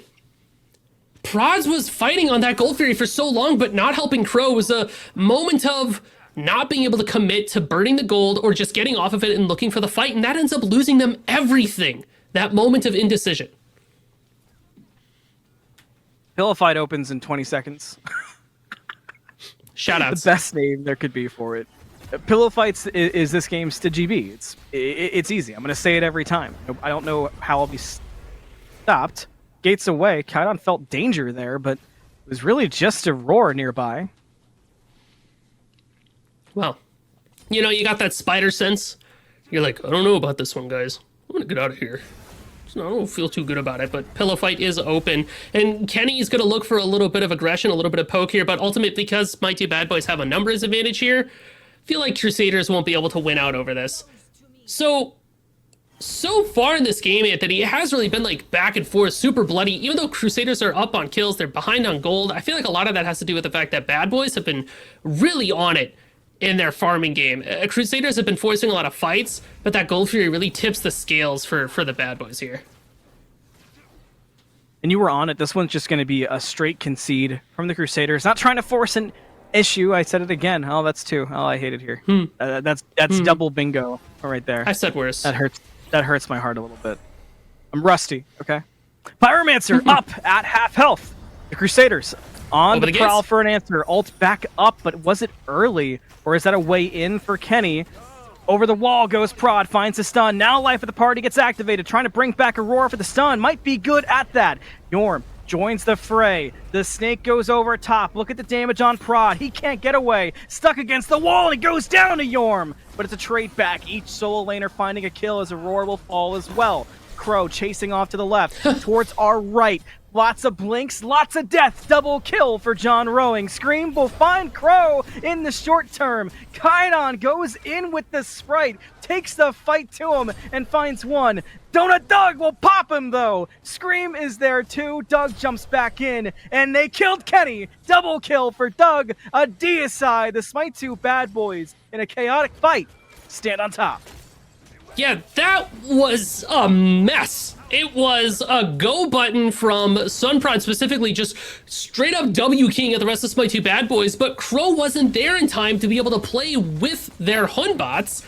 So you have this Hunbots just going all the way in, going in for the distance. Yeah, they're able to find their trade, but maybe not as favorable as you would have liked to see.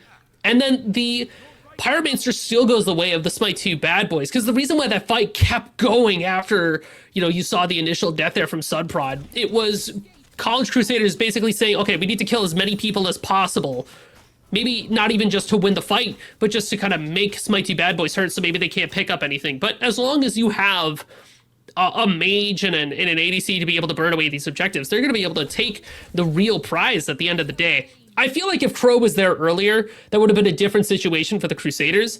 But because that cab rotation was so late, it just kind of fell apart. Whew. Taking my breather. Letting things sit. True. A lot to unpack this game so far.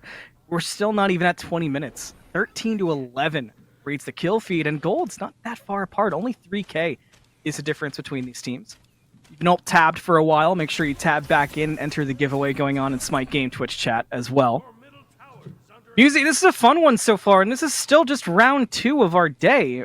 Both games have had a close feel, but this one's got an even closer ebb and flow. So it makes me wonder, and brings me to my question. What's the difference maker you expect to see this game? Who's going to be that standout god that makes things go the way for their team? For Smite Bad Boys, I'm looking at Scream and I'm looking at John Rowing. Not just because they're topping the damage charts, but that is related. Yorm and Merlin do a crazy amount of damage, and Yorm has the benefit of being able to live through a lot of what Prod's put out. Specifically, they can't get pulled away by Open the Gates from Kaidan, and they're not really able to be forced to move from Killcam Kenny. You know, they get kind of locked down by Crow, but that's about it. There's a lot of dive potential here from John Rowing. And if Sino is able to follow up on that, if Scream's able to follow up on that, it's just a lot of trouble for Prod's College Fund to be able to survive. Gold Fury down to half. Bayonnaires in the area. Looks like they want to resist. That Gold Fury is at 3K. Will be let go back to the side of the Crusaders. They pick it up.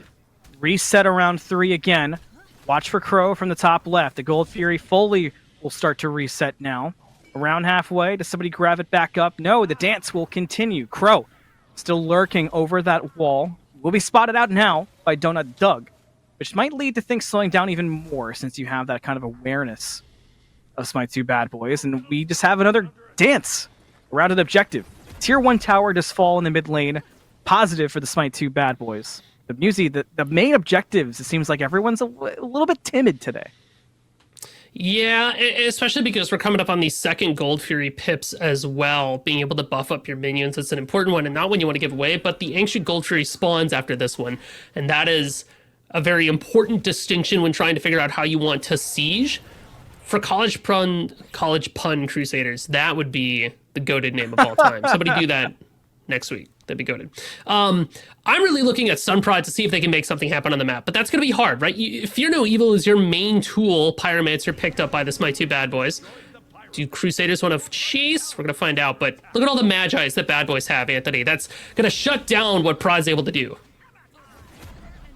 A lot of Magi's and a lot of Ancile as well. Surprised to see a couple of that item too. Well, I usually really like it for Baron. Like, he pops Life of the Party, he pops that Ancile. When you get pulled in, you can't dash away, you can't do anything about it. You're forced to beads if you have it. That's why Kenny has it. To see it for Yorm is interesting. Maybe just because you're able to throw down that giant AoE spit, and that's able to proc it pretty effectively. But also, you've got it to reduce basic attack damage, which I really like for the Artemis. Free beats out from the Baron. Life of the Party will get popped. And things get chaotic in the mid lane. Instantaneously, the Yorm is dead. Baronary will find the kill, but Killcam Kenny will join in the dirt. That's already a 1-for-1. Can you find more? Good wall blocks a roar. He gets caught, sent back by the Fear No Evil. Fear no more. Aurora will go down. Sino, low. One more auto will do it, but they can't find it. Baronary will die. And the Icicles. A sneaky double kill for Scream. Kind of threw it all to make it a 2-for-2.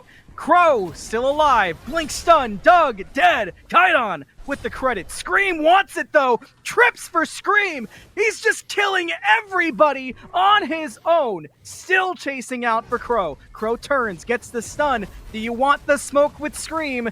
Yes, you do. They've almost got the kill. The flicker away. Scream will live, but not before he gets a triple kill in the mid lane for the Smite 2 Bad Boys. You do have Sino Prowler around that area, seeing if maybe they can coax a little bit more from the Crusaders, but it's going to be that call to back off there. You know what ended up killing Bayonary, by the way? The fact that Kaidon accidentally body blocked them into the Merlin Icicles. Yeah. Actually tragic. And unfortunately, I'm pretty sure Bayonary's a little bit dead to rights there, regardless. Trying to live through the giant big boom circles of Scream's Merlin is going to be tough to do. But it's just those little moments that really add up and keep this Merlin topping the damage charts, but also getting a ton of gold. That triple kill, super critical for Smite 2 Bad Boys. Because after you kind of lose out initially on that fight, Merlin was sitting there with full health like the whole time, completely unanswered and just able to free cast. That's kind of the biggest thing, right? Is the ability to just sit there and do what you want, free cast away in any situation that becomes problematic. But we've already seen today how much damage this Merlin can do, and especially in the hands of somebody like Scream, you just cannot let it happen. Before we get too far into the game, though, I do want to mention for my ball knowers out there, I haven't cast a game since Ansile's been in the game, so I'll say it one time for all the ball knowers. And Kile, you're welcome. I made like 3 people so happy, but only the 3. 25 minutes will cross, Musi. We're in Moonlight at the moment. But we have one of those big kind of meet-up skirmishes in the mid lane over this one. That's kind of the biggest question on my brain. It feels like the Bad Boys would have the advantage after that last fight, but College Fund seems to really want to continue to fight these. It looks like Smite 2 Bad Boys are going to be aggressive here too. Looks like Kenny takes a lot of poke. This late in the game, Anthony, I really feel like players should focus away from the pillow fight and really start to lock down things like this Gold Fury and the Fire Giant. Looks like Gold Fury is going to be the target for Smite 2 Bad Boys as they clean that up. Because yes, being able to have those big minions pushing is cool. Yes, the ritual is cool, but like, is it Fire Giant cool? Is it Pyromancer cool? If you have control of the other objectives on the map, go to the pillow fight, right? If you don't, if you need a little bit more, get those objectives. Now, Pyromancer is that focus, this time for the Crusaders.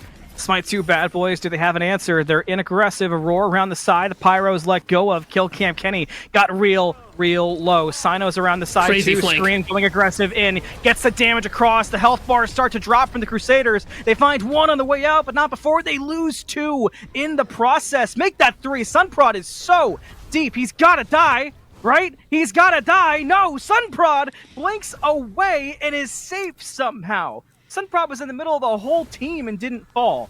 Still, 2 for 1, favoring the Bad Boys. They pull the Fire Giant. Sunprod's a TKO. He's got a back. It's just Crow and Kaidon. I mean, no Sunders available for the Crusaders, but the health bars on Aurora is still super low. Kaidon and Crow are enough of a threat to dissuade any big sweeping actions. It looks like Pyromancer also got dropped. Crusaders didn't have the damage to finish off the objective like they wanted to. And then they got completely outmaneuvered in that fight. I mean, you had Scream and John Roing and Sino that had this crazy side flank maneuver, especially Sino and John, who were able to get behind everybody and get a ton of damage off. If the College Crusaders want to be able to continue on in this game, that can't happen again. They got very lucky, honestly, that Prod didn't die there. Just the fact that they were able to get that blink off. It was cool, I will say, being able to watch that Hunbats back there make that final dash daring escape. But another fight like that, it's not going to be Prod getting away. It's going to be Smite 2 Bad Boys getting an objective, starting to burn down these last few towers, and maybe crack into that Titan room. And it's too close to make mistakes like that. That'll be the thing that costs you. I mean, the gold is, sure, it's 5k, but we're coming up on 30 minutes. That becomes less and less of an issue. 28 minutes, and Pyromancer might actually go down this time. The Smite 2 Bad Boys are there in plenty of time. The closest one to contest is Sunprod, and simply not worth it to die for a Pyromancer. So it'll go down. That's a bomb in pocket for the Bad Boys. Oh boy, you can kind of feel this one in the ground, you know? All the Rangers in D&D, they get the buff on this one, because it seems like everything's clear. It'll come to a head at a Fire Giant. But you gave us earlier the kind of keys to watch for and the difference makers in a fight, and it's been accurate. Anytime Scream can actually get away with just standing there and free casting, there's just no answer for the Crusaders. But now that we have seen Sunprod in that last fight kind of show the playbook a little bit, trying to get that flank across, dive into the backline, and separate any chance for Scream to have backup, you've caught the problems. So is there another play in that book that can work? Usually, is there somebody else you can send on a mission? Is there another way to get Scream caught out? So it's a combination for the Crusaders of sending Sunprod towards the back while using Kaidon's open the gates on anybody who's standing up front, right? You can't pull in John, but maybe you can pull in Aurora. Maybe you can find, Sino if they're over right when they're not supposed to be. Aurora's going to be the big pick, honestly, for that open the gates, so that while the Ares is being pulled forward, that encourages John to go after them, try to chase them away. That opens up the squishies for the Smite 2 bad boys, because Sino's going to be off doing Sino things, looking for that flanking maneuver. That gives a chance for Prod to go jump on top of Scream and then the rest of Prod's college front to try to burst away these tanks. You have the Titans and the Executioner now for Bayaneri, so if you can grab Aurora, if you can grab John Roaring, he should be able to chew through their health bars. That is going to be tough to do, though, like I said. That Ansile for John Rowing makes them very difficult to burst down from Bayaneri specifically, as if ADCs didn't have a tough enough time trying to perform in this economy. There are items that are built against them to literally make their life harder. Sino shows on the left side of the map. The Crusaders see the fire started, and they instantly go in and take it away. Now the bad boys leave the fire giant. They kind of spread towards mid and realize they've made a blunder as the fire is at half. Sino will not be at this fight, gets the tier 2 in the left lane. Life of the party, committed. Without a man advantage, do you really want this fight? The Crusaders certainly do. Ultimates get dropped. They might just have one, but no, the Yorm ult denies it. Meanwhile, the Phoenix is going down to Sino. Do you need Sino in this fight? The Fear No Evil's real good. You can see the damage on, but still nobody has died for the bad boys. They're making the escape. Sunprod on the hunt. Gets forward with the monkey toss, and Aurora goes down from the alley-oop of Kaidon. So one Phoenix down, but one member lost for the bad boys. Smite 2 bad boys can still defend this fire giant as well if Prods decide to go for it. I don't think they even can, so it's just a net loss here. Look who gets caught out!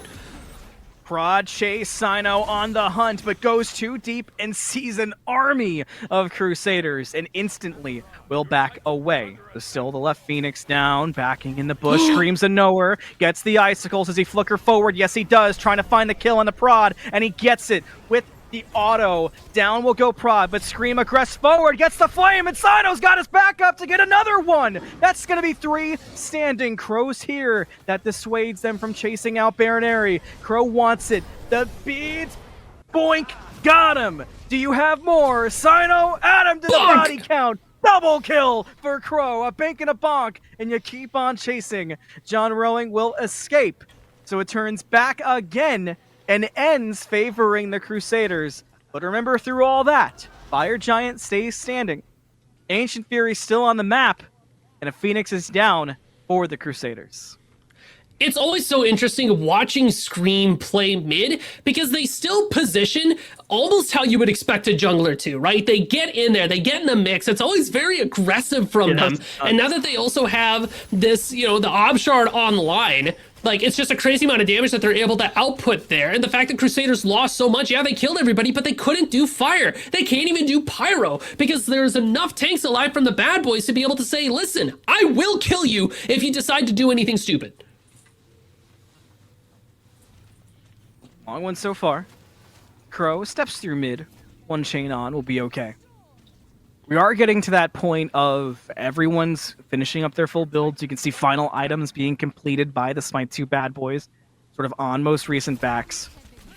As the Crusaders, a little bit behind that, which means the closer we get with final items, the closer we get to those 3 K-pots. And usually that's kind of been the difference maker of Smite 2 games when they go for long periods. Add on to that all of our newest mechanics to make things go even quicker. And it kind of feels like this game's coming to a head, but we've said that before already. What keeps causing it to stall out? These tanks just keep living, honestly. They take up so much damage, and there just hasn't been enough to actually push them over the edge. But what is going to be the difference maker in that regard, Anthony, is the fact that we do have these penetration items being finished off, right? Specifically, Sunprod doesn't have Titan's Bane yet. They had to take a look, you know, they had to get their Heartseeker, their Magi's up first. Now that they have the Titan's Bane, sighting, they should be able to have sighting. that last bit of damage. I'm a big fan of Scepter as well. I saw the hover. It's Pog. Thanks for it. Shoutouts. It'll be interesting. I like Scepter just because it invites chaos. Oh, speaking of. Yeah, speaking of, life of the party won't bring back a roar and stun him out. So he's alright. Ult for the supports. Crow in a lot of danger, seemingly. Will at least force the... No, the sprite forward, looking for Doug. Caught him sleeping. Gets the stun. Do you have the damage? Sunprod sure does. No! Doug takes him with him! Somehow! But it's not done in solo. We thought the fight was by fire. We were wrong. Instead, in the solo lane.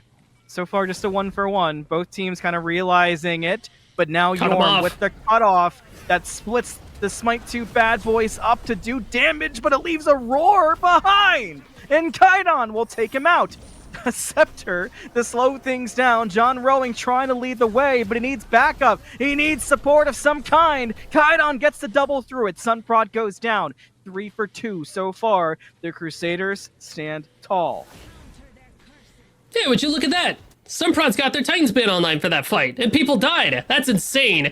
Kill Kim Kenny looking for a little bit of damage on top of Sino as well. A sneaky amount. That Baron might be building all tank, but because they're running that aspect, if they are able to kind of overdrive on the Hysteria, it just does a lot. And what benefits Crusaders the most in this engagement is the fact that they have bought enough time. You can see it on your screen. Left side Phoenix is back up and running. So now Crusaders can play a little bit more aggressively. They can take a look at that FG, knowing that they're not going to be kind of losing out to the split push fight. But Ancient Gold Fury would appear to be the call from the Smite 2 bad boys. I don't think anybody knows.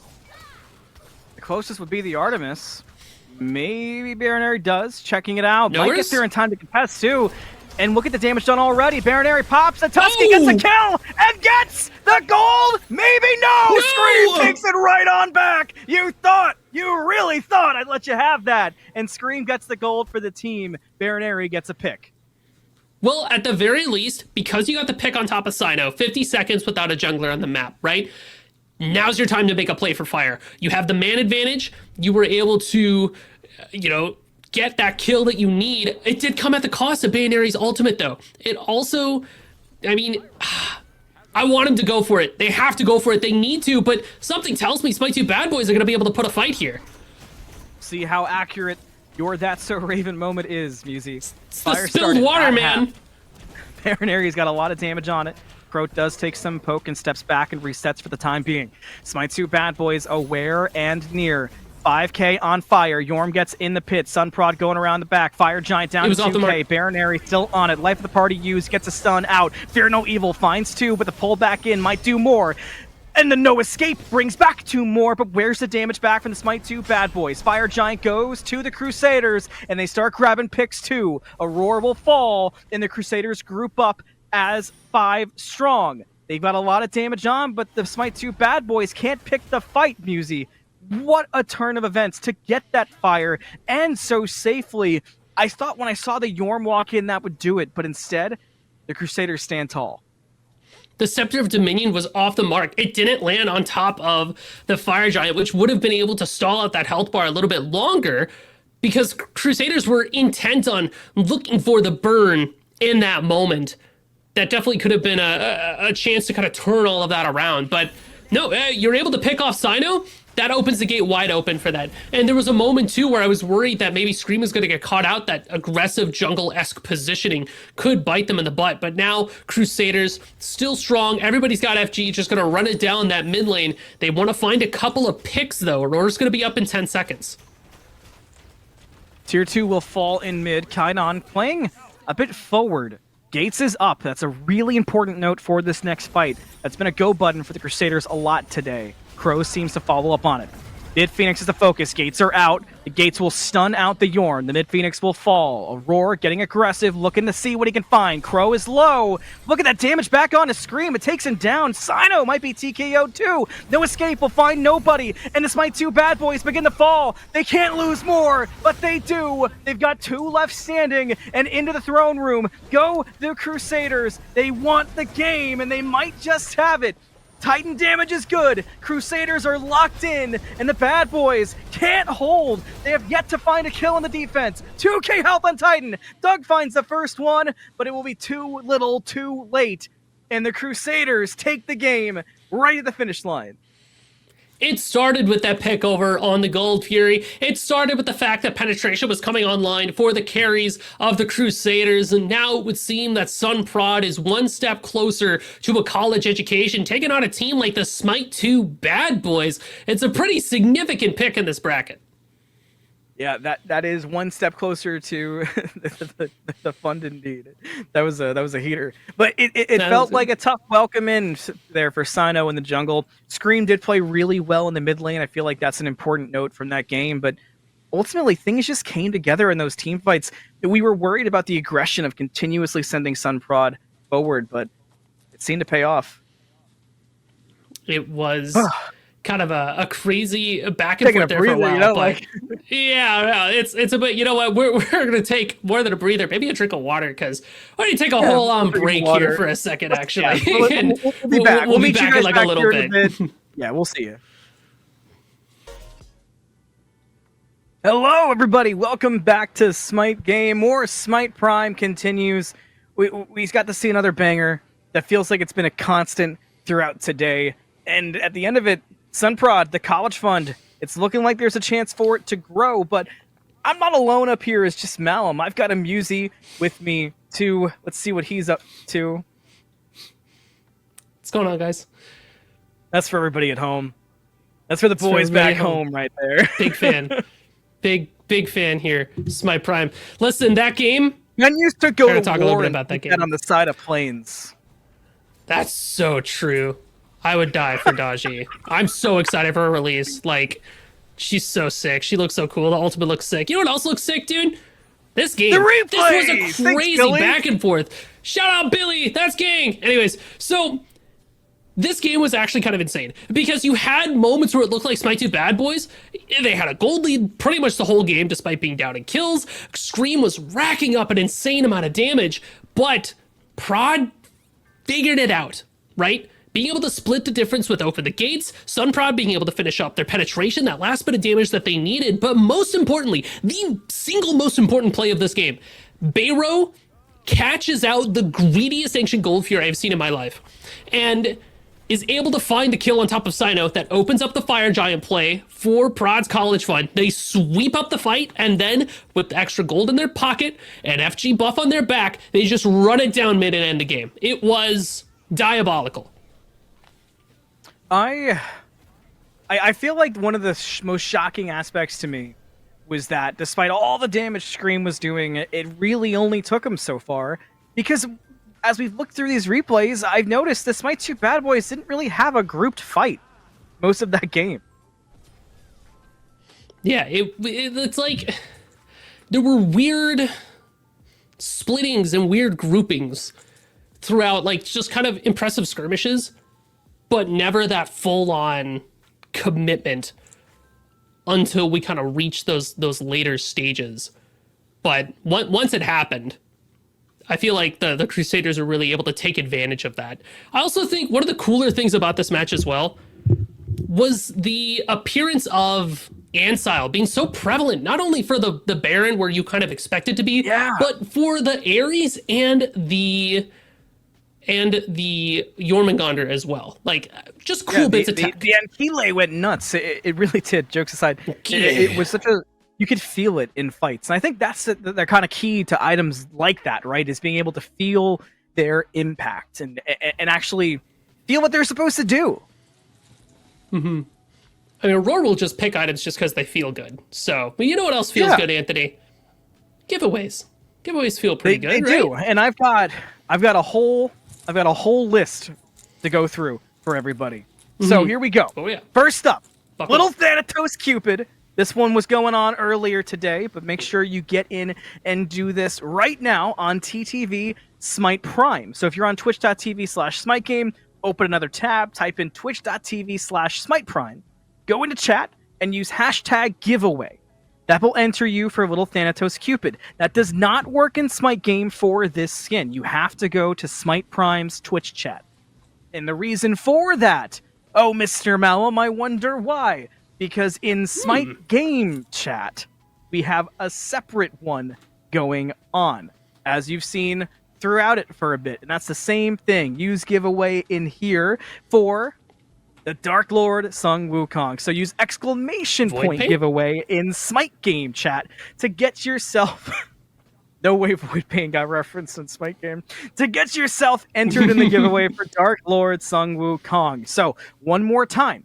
Twitch.tv/Smite Prime. Use hashtag giveaway. That gets you entered into the giveaway for Little Thanatos Cupid. Now, on Smite Game, where you are most likely right now, twitch.tv/Smite Game, you use exclamation point giveaway in the chat. That enters you to win the Dark Lord Sung Wukong. Thanks for going along with me for that ride. I had notes and everything, but we got through it. There's a test. Make sure you enter those giveaways. Yeah, there will be a test. That is a matter of fact. There's also a test on the bracket, Musi. Mostly a test for you being the analyst today. So let's take a look where we are so far. To no one's surprise, despite, I'm sure, great effort from Glurp, Clocked In, Move On. That is the matchup we're checking out next here as our semifinals begin. Clocked In versus the Eldritch Hounds. Now, the other semifinals matchup will be Prod's College Fun versus... What's your guess at how to say that? Because I'm not going to guess how to say that. Maybe you know. Flockus Krimrak!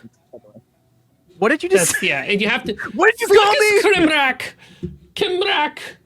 Oh, not Krimrak. Flockus Kimrak! Oh, Karmic backwards, we heard and then Lucas. We heard the lore. Well, I don't want to dox the name, but it's Karmic backwards. So that makes Karmic backwards. That makes more sense. Well, I see. I'm still a little blue. I got more blue going on too. I like that more. It's the wizard. Yeah, what's behind you, by the way? Oh, wait, I want to see what's behind Musi. I know there's picks and bans. Send us there, but Musi, focus on me. Show me what's watching behind you, but I know what you're looking at. Dude, I cannot tell you how I'm excited for this God for Smite 2. I'm actually so excited. Like, I watched the Titan talk, then I watched the YouTube for the Titan talk, and I watched them show the ultimate. Can you turn around? Can you look behind you and like look at her?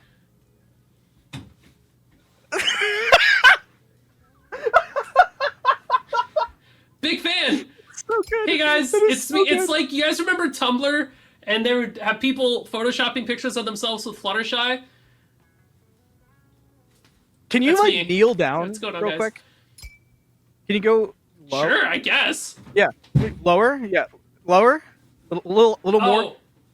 Yeah, yeah. Okay. Perfect. Hey, what's up, guys? All right. Anyway, back up. Yeah, my name's Daji. All right, we're in picks and bans for the semifinals.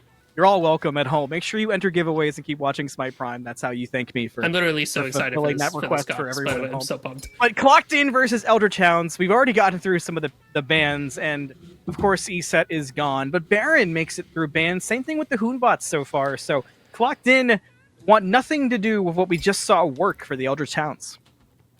Well, and part of what makes these gods so strong is a Hoonbots is very hard to screw up a Hoonbots, especially because you got stun bots and the Fear Go Evil. It's a lot of CC. It's a fair amount of damage. It's a lot of damage. Can you think about it? Honestly, fair amount is understating it. But Baron is in a similar story. We've seen Barons get absolutely dunked on in lane after lane, but still show up. Life of the party is just that good, right? It just is able to define a team fight with being able to find a target. So he'll be super strong for a long, long time. And like you said before, ESET's going to be banned forever. Osiris is going to be banned forever. Those are just ridiculously good and strong picks. So see where Clocked In want to prioritize. Jingwei? I feel like it just makes sense for Hydrogen at this point. It goes back years, goes back to Smite 1 with the Hydrogen Hydra's Lament build. It just makes sense. And one of the things that make Jingwei so good in the context of dual lane ADC, is that she's pretty safe for the most part. Like, it's hard to lock her down. She's got the ultimate, she's got the dash, but one of the things that makes her really strong compared to things like Uller and Agni, why she can play ball with everybody else, she's got 3 stims attached to her kit. Like, she can be okay to ridiculously strong in a moment, and then she builds crit really easily. She doesn't need to invest as many crit items to build the crit build. She only needs 2 instead of 3. That gives her room for a Hydra's Lament, so her scaling towards late game takes her 6 or 7 items, but once she gets there, she can absolutely just blow somebody up. Now, Merlin, talk about the elephant in the room when Ganesh isn't being played. It's been Merlin so far today. We've seen him in every single game today, and we've seen him top the damage charts in almost every single game today. So what does that mean for the semifinals? It does go up against the Aladdin, however. So chills, anytime I see Aladdin get locked in, it gets a little bit worrisome, kind of no matter who's driving it. But why do I have chills? Well, if you look, I look to my right, and I look down, I see Paul in the mid lane. So we're about to see Paul play Aladdin, I think, and I think I can sit. I don't think you and I are needed for this game. All right, yeah, that's cool. Paul's going to be able to run this. Here, I'll get mine. So here's the big thing, right? Tagveer has been rocking this Achilles jungle. Yep, I'm here with you. Tagveer has been rocking this Achilles jungle, and that is what indicates to us that Aladdin's going to be going to that mid lane. You also see the Thor there that's going to Karmic, so this is already a crazy composition for Clocked In. You have a lot of dive potential between a Blink Achilles. He's going to be going Blink more than likely, because here's what he does. Blink, Shield Bash into Learning in Bow.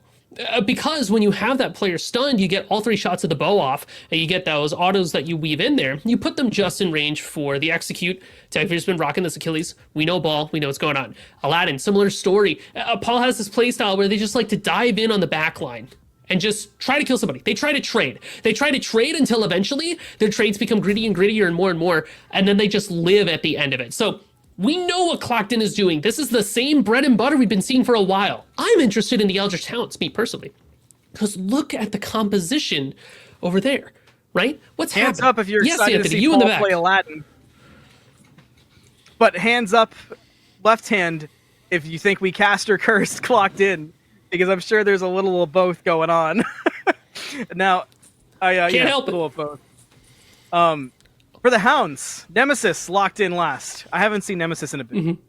How's she faring right now?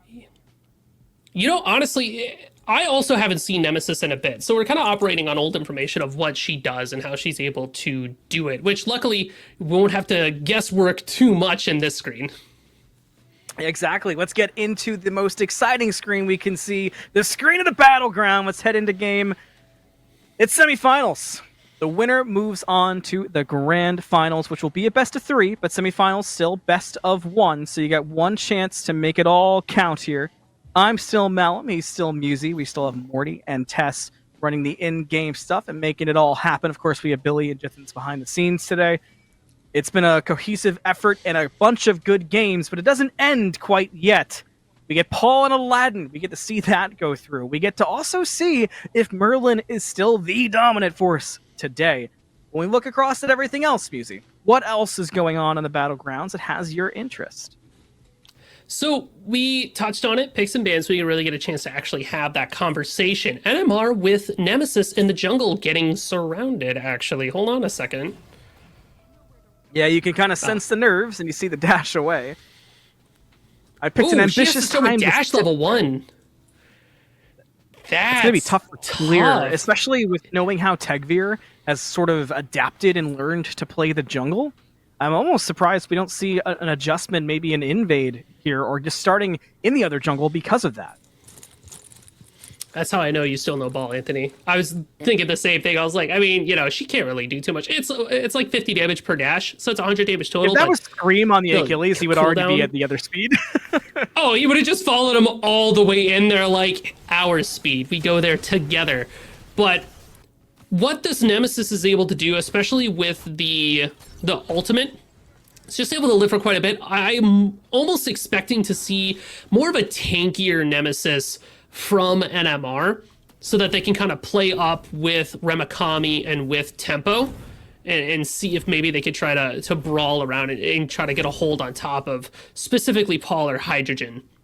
But also what it means is that if Paul tries to dive in on top of the backline, if Enamar is able to turn around and, see that Paul's looking pretty tanky, maybe you're looking pretty low, put the Aladdin down to a low enough health pool so that somebody can just kind of blow them up. Oh Speaking my of blown up, goodness! oh my god! No! Get Paul! Losing Dude! first blood goes to Paul!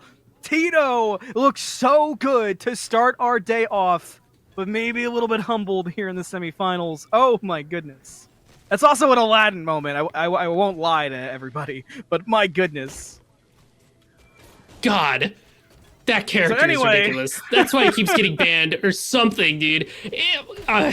Paul and Scream are the two players to me in Smite 2 where if you give them Aladdin, you are putting yourself at a severe disadvantage. We have seen Paul played Aladdin mid recently, I want to say like a couple weeks ago, and it didn't really work out that well initially, but that's because they had Aegis. Now they got the beads too, which they'll need to be able to get away from things like slows from NMR or stuns out from Tempo or Kyaka, but without, the ability to lock down this Aladdin, it does mean that Paul's just gonna be able to do Paul things. And I'm so sorry, because I know that everybody and their mother likes talking about how good this player is. Hold on a second.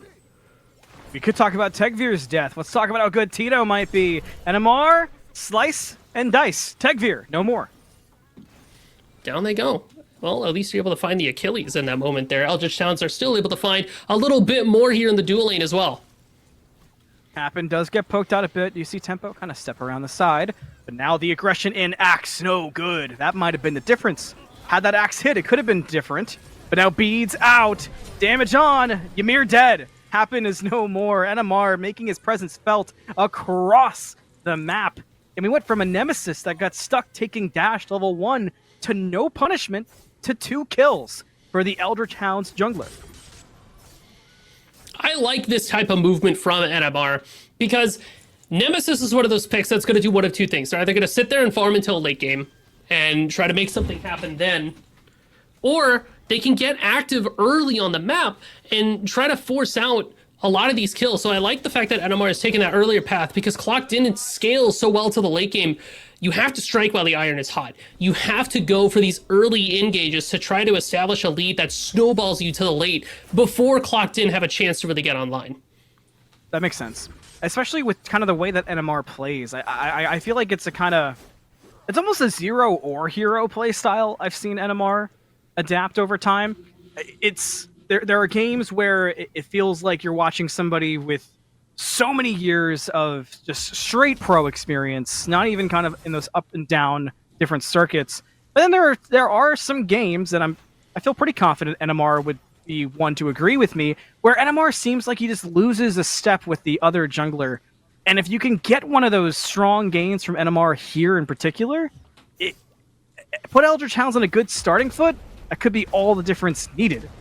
Yorm getting aggressive with the snake, but then getting away to stay alive, so Karmic will be fine to farm out. I am right there with you with the conversations about NMR here, especially because you're going up against a player like Tegvir, who does and what I said applies to like Tegvir too.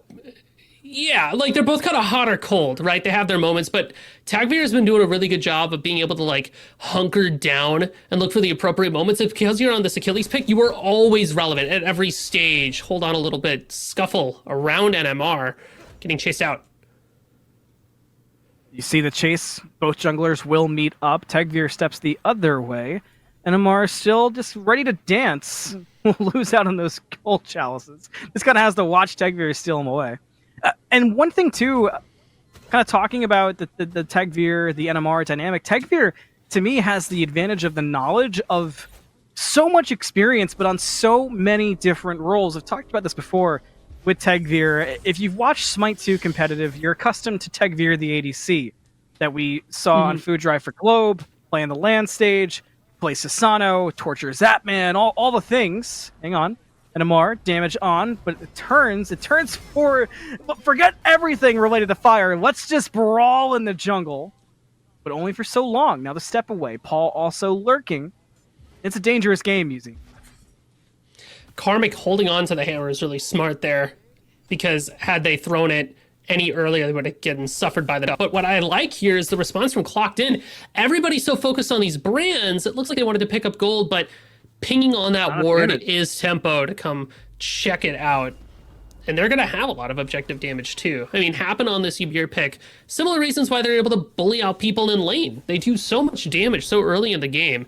If you're able to leverage that on top of gold, that's smart. But right now, as we head into Moonlight phase, it doesn't look like anybody's able to actually hard commit onto anything. And it feels like the initial kills from NMR have kind of worn off, right? We had our hot start, Right. but the game is leveled out. We weren't really able to push it too hard, and that to me is a little bit scary if you're Eldritch Hounds, because that gives Paul breathing room. That gives Tegvir breathing room Exactly, to be and able to put themselves back on track. giving Tegvir that breathing room goes back to what I was saying, which is Tegvir has so much experience in so many roles. I talk about Tegvir playing solo before he became a more common name in Smite competitive, and how good at solo I watched Tegvir be, soloing out some of the better players who now we're accustomed to in Smite Prime. Add that experience to someone like Paul that helps you elevate and helps you not have to be that playmaker at all times. I mean, same thing with the entire team, realistically. And you can easily get yourself a demon, which just kind of speaks to how much the Hounds have to play up. We started today off by saying it's the chase down of Clocked In. It's only semis, but it's a best of one. So this is your game to really prove, have you caught up to that chase? Eldritch Hounds have been punching up a lot too, with the way that they've been able to play against some of these upper tier teams. So it's going to be the peak of the mountain that they're looking to topple, which is going to be tough. But given their team comp, how easy their fight plans are, I feel like maybe they could make it happen, especially if Tempo can find Tegvir here. You see the lurk, but there's also a lot going around gold. Tempo is low. The execute finds a home, and Tempo will go down. Now a 2 for 2. Wall out. Happen trying to help Paul lock down the kill. Blink forward from Tegvir. Has to ult back out for safety, but held on to the second reset, so he'll be A-okay. A rotation over from Remikami, but not too much is there. Left side of the map, Hydrogen. Auto, crossbolt, airstrike. One more auto. One more auto. One more auto. Got it. Kiyaka down. There it is. That opens up the Gold Fury as well for Clocked In. Feels like we've been able to catch every missed auto on the big screen today. Be it a Hydrogen, or I believe it was, I think it was it Kiyaka the last time? No, who was playing Artemis that game? But was it Doug? Remikami. It was Remikami. It's the thing throughout the day today. Yeah, it's a consistent play. Clocked In are able to get that Gold Fury there.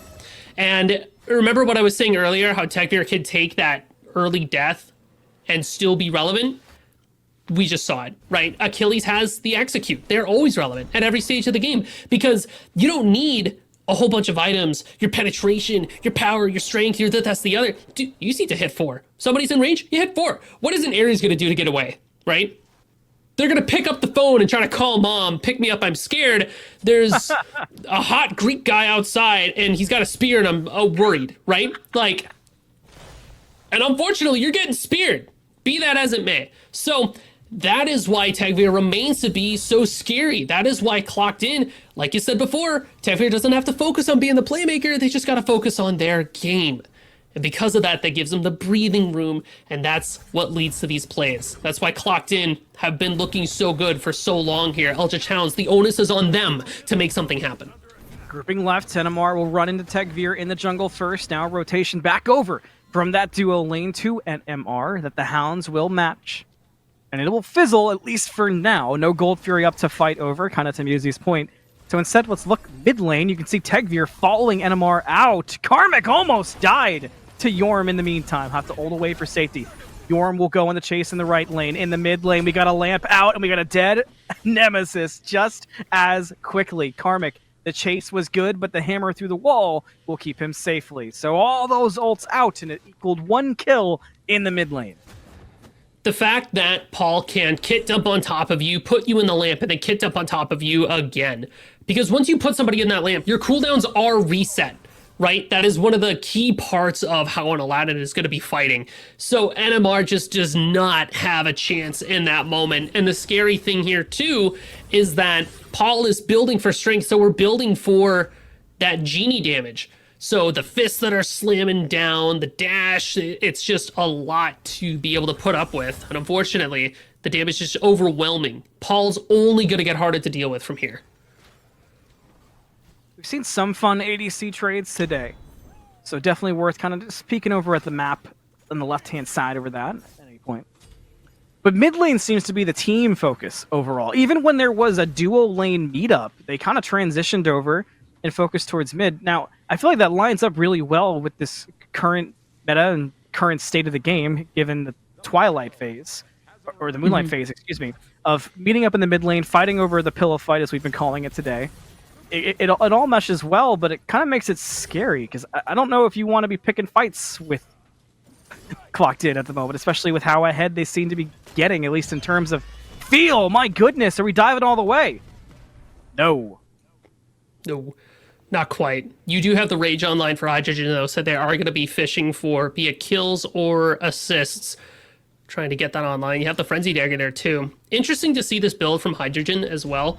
Not really opting for, like, the Devos route that we're used to seeing. Hydrogen won't have a lot of sustain unless maybe they pick up a Rip Talon somewhere later in their build. And you see immediately they're going into Deathbringer. So it's going to be Dagger, Rage, Deathbringer, and then probably into Titans. Once that Titans comes online, Hydrogen becomes a little bit more of a threat than maybe Eldritch Talons wants to deal with. And especially because they have a 2-level lead over Kyuka, lends a lot of pressure on that left side, some priority over that Gold Fury too. I know that's the correct build. I'd like to see a Hydra's in there just for old time's sake.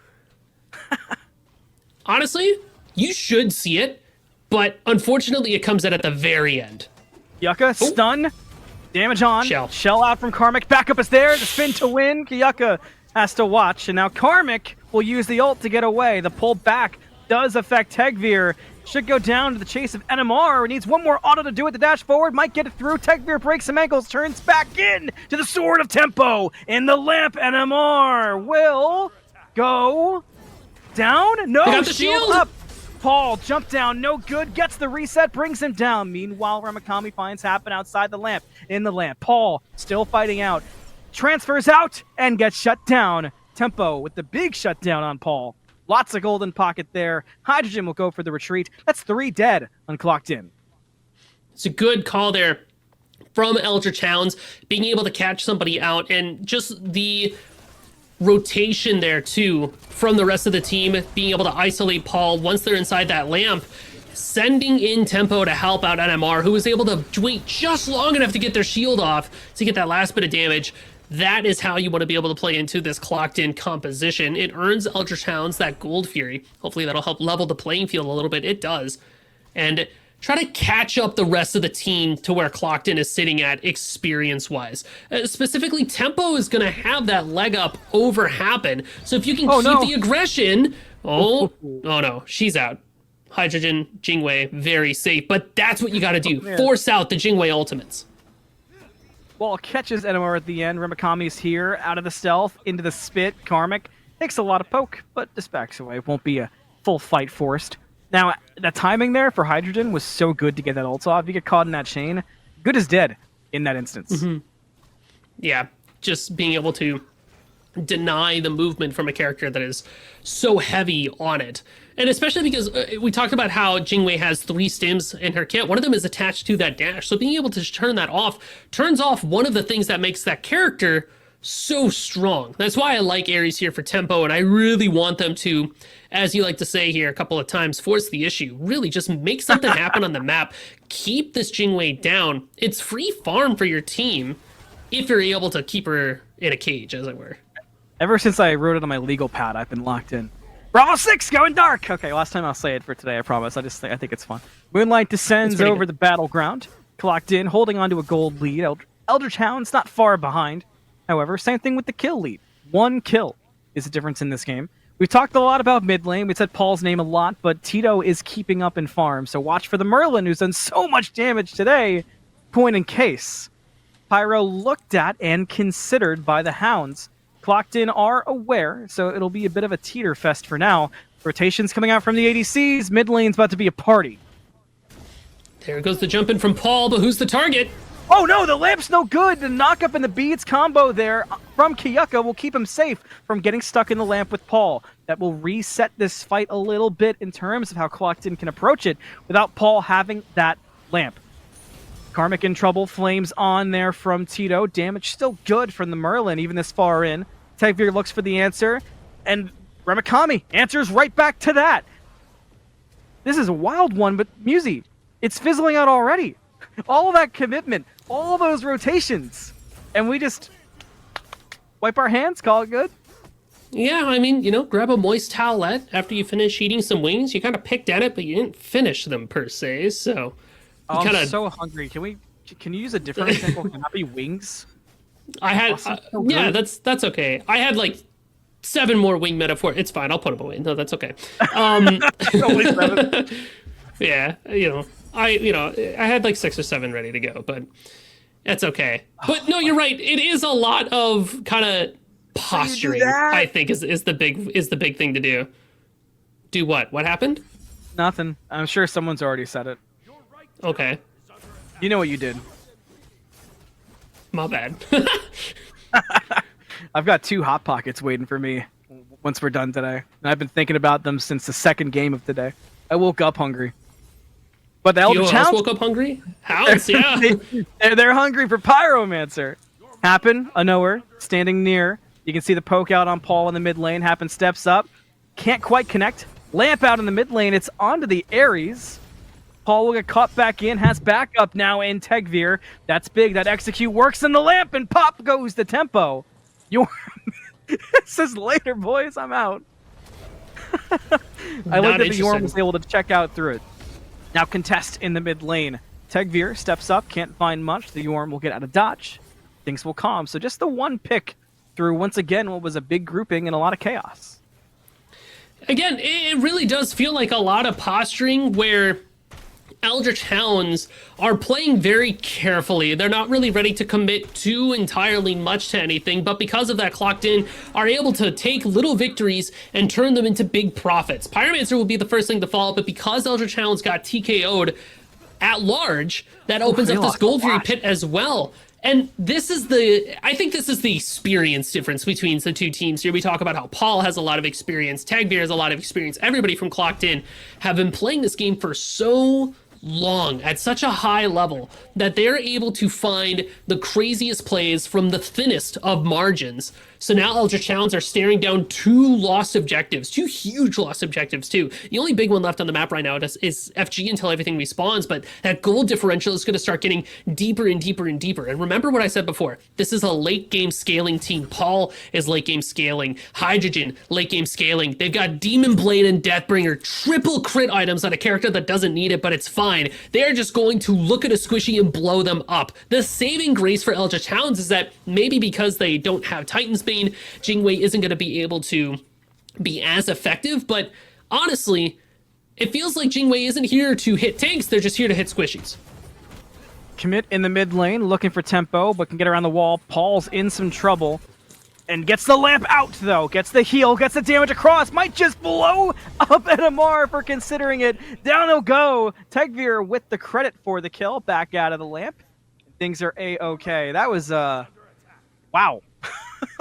You thought you had him, You thought you had that commit, but it just blows up in your face. And I guess we shouldn't be surprised anymore.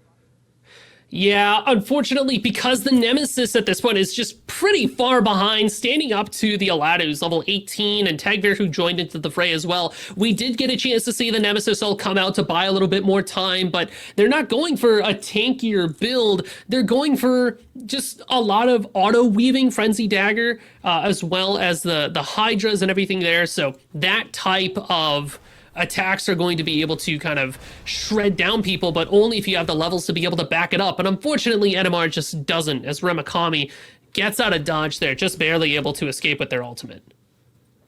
For those at home hanging out, appreciate the patience. We'll have your screen figured out soon. We're seeing the same things as you, so we're going off the sounds and the vibes of this game, but good call on Ramakami getting away. That proved to be lore accurate there. I do kind of wonder going forward to, you mentioned it being such a late game situation in particular for the Aladdin, but I feel like we don't see crit anymore And I kind of think it might be a good factor on the Merlin. I know that sounds like a very hyper specific call out and situation, but it seems like there's been no answer for Merlins aside from, well, we killed their tanks, now turn to it.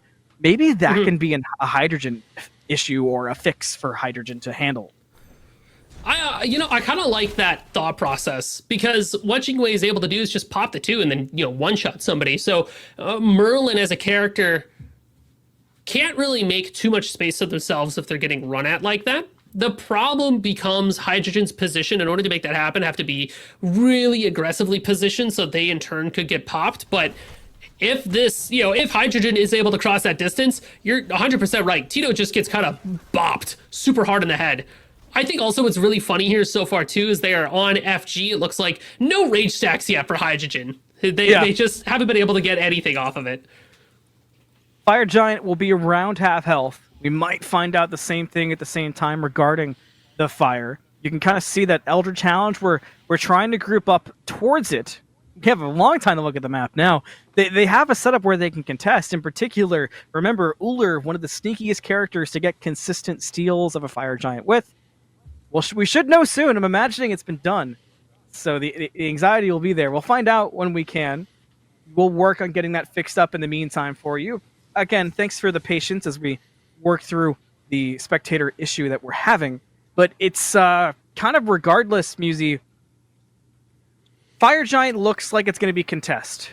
We won't quite know for a moment who got that fire and how things broke down. But overall, the pace of the game and the way things have been going on, I'd imagine Clocked In have the upper hand on the defense, correct? That's where I'm sitting as well. Yeah, they'll be able to take that Fire Giant. With that, I mean, your Aladdin is really fed at this point. Your Achilles is looking pretty good as well. Those 2 key players, I always look at Paul and Tegvir when talking about Clocked In, knowing that Hydrogen is going to be able to follow up with the damage that they're going to have in their build. It's not looking great for Eldritch Hounds, unfortunately.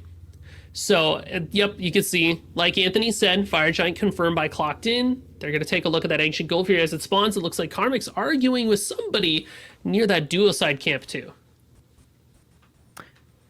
Well, fire did go down, as you've mentioned, as I talked about too. But where do we go from here? Well, look at the lead that's amassed from it. 10k gold for Clocked In. I feel like the antithesis of Smite 2, the thing you have to really always keep in the back of your head is Smite 2 gold leads. Once you hit that 10k, that uh-oh territory, as we call it, that's really when you start to feel the leads in this game. We get to see this happen in slow motion. That's kind of fun. No escape. And this is how people learn to cast. Totally, just turn that thing on slow mo. The execute no good from Tegvir. That's no fun. NMR? Oh, look at the damage on NMR towards the side. I feel like we're doing more of a Mystery Theater 3000. I'm kind of here for it. So NMR got low. Does he have the ult to heal? Yeah, that's the animation for the ult. Got the heal. Look at the chase from Tegvir. This is kind of fun, no? We get to watch everything in slow. First of all, where's Jingwei? Where's Yorm? Now I just feel like an analyst. Double kill for Tegvir. If they don't back with the experience of Clocked In, this game's over. I know it sounds crazy, but they have fire. No, you're right. I think you find 2 picks here. You have the cutoff here for Kyoka as well. Tegvir's going to be able to cross that distance, and even though you have Tito in the back throwing out the damage, it feels like an inevitability. Because like you said, Remakami is just not here too, and Karmic lives. Remakami just now backed. Yeah. Oh, full speed for a second. Yeah, I think this is just it. Well, we won't have to deal with the slow motion much longer. Paul kills Tito, double kill Rampage. Yeah, you could fast forward this one at this rate. This is good as over. Into the Titan room, Clocked In go. We get some freeze frames and bing bang boom. That'll do it. Fast forward. That's crazy. Clocked In. It's a best of 1 in semis. Clocked In will take it. They'll move on to the grand finals. Sorry again for how we had to kind of watch the end. We appreciate you bearing with us through that. We'll make sure we get that fixed for the finals. Musi, what's kind of your quick and dirty early thoughts on what we saw take place? Eldritch Hounds had a pretty solid initial lead, But if there was ever an omen for the game, it was the crazy kill that Paul got at the start. I think that was a precedent setter of, ooh, we're about to see some nonsense, right? And unfortunately, Eldritch Hounds were not able to force anything after they got that initial lead. Like we were talking about before, the experience that Clock didn't have, that breathing room that they got, it was enough. And because of that, they were able to reestablish the pace in the game and just take control from there. Yeah, kind of just one of those games, you know. It feels like things got out of control and they start to spiral, and that is this type of thing. And you said the one key, the biggest key about Clocked In, their experience takes over and they start to run through you. Well, we're also going to run to break, try to work out those technical issues. We'll be right back, and when we come back, we start our grand finals for week 2 of the November circuit on Smite Prime. Don't go anywhere. Hello, everybody. Welcome back to Smite Prime. Grand Finals time is upon us. Thank you again for your patience from before the break and dealing with the end of that game. But for finals, should be all fixed up and spruced up and ready to go. And for those finals, we have Clocked In versus Sun Prod's College Fund. So they've made it on, and we've got ourselves a electric matchup on hand. We will not, however, have replays from the previous matchup, as you might be able to surmise, given the state of the end of the game. We will not have any. We do have some stats to go through and talk about, but I don't do that alone. I bring back in everybody's favorite Daji simp, Music Clan. Reporting for duty, sir. And I'm proud to show up and serve, I gotta tell you. So, that last game, I know we don't have any clips, but I think we can talk about it. Paul. That's just, you know... I started saying it at the beginning of the game. I know Musie's talking about Paul again. This guy just keeps talking about Paul, never shuts up about him. But if it was your job to watch him play, you would be talking about Paul all the time too. I bring it up at dinner sometimes. How's the steak, dear? I've heard, yeah. Paul is ridiculous on this Aladdin, man. All right, honey, back in the chair. My bad. Like, it is insane what this Clock team is able to do as we get a chance to take a look at the brackets, but or not brackets, but maybe something, a third more sinister option. But I think you hit the nail on the head. It's the experience of the whole team. It doesn't have to be about Paul. Tagveer, Happen, and Hydrogen and Karmic all look so good by themselves that they just look so good together. Speaking of looking good, Lil Thanatos Cupid! That skin's looking real good, and you can go enter a giveaway to get that skin right now. But there are some rules. My legal pad says so. For the Little Thanatos Cupid skin, you need to enter that giveaway on twitch.tv/Smite Prime. That giveaway will not work here on Smite Game. You need to go to twitch.tv/Smite Prime to get the Little Thanatos Cupid. But we do have a giveaway for Smite Game as well, and that would be Dark Lord Sung Woo Kong. You can enter that giveaway by using exclamation point giveaway. So remember, if you're on twitch.tv/Smite Game, you use exclamation point giveaway. So you hold shift, you press number 1. If you want to enter for the Little Thanatos Cupid, you have to go to twitch.tv/Smite Prime, a different Twitch channel, and then put hashtag giveaway. That'll enter you for that skin. All right, everybody follow, everybody good. Let's check out the brackets and see how we got to our grand finals of Clocked In versus Prod's College Fund. Musi, we've seen a lot today. We didn't see every game. We've got our brackets to break down. So, Prod's College Fund is kind of on a crusade, if you will, making it all the way over to finals against Clocked In. This team has been looking really, really good. I'm curious to see how Eldritch Hounds do against Flukas Kimrak. But first, we got to take a look at some of the rules going forward for this finals match. Anthony, it's vault bans, right? And it is, you know, I think you and I did some work with vault bans for Bobby's tournament, but here's how it works over here at Smite Prime. The words are on the screen, but in case you can't read, I got you covered. In a best of 3 set, once a god is played, that god is locked away in the vault and cannot be picked by either team for the rest of the set. So whatever you're picking for in your first game, you can't have it for the rest. So if you decide to have Thor, you cannot go back to Thor once again. And it means that if you have a deep god pool, now is your chance to really show it off. But it also means that when it comes to picks like, the Aladdin and the Osiris, those bands that usually get taken away right off the board could have a chance to filter through as the sets go on. Fresh set of pages for my legal pad and picks and bans aplenty. Let's hop in for our grand finals and get this thing underway. Your order side's clocked in. Your chaos side is Prod's College Fund Crusaders. And it is time to get into the P's and B's. Musi, we've seen Iset, Osiris, we've seen Baron, we've seen a lot of Bologna, but I'm very interested. What's going to happen with Aladdin? I would ban them. Honestly, if you're Prod's College Fund, you're either banning them. Well, they're second picking. I would ban them. Honestly, because Clocked In more than likely looks for an early pick for Aladdin if it gets through.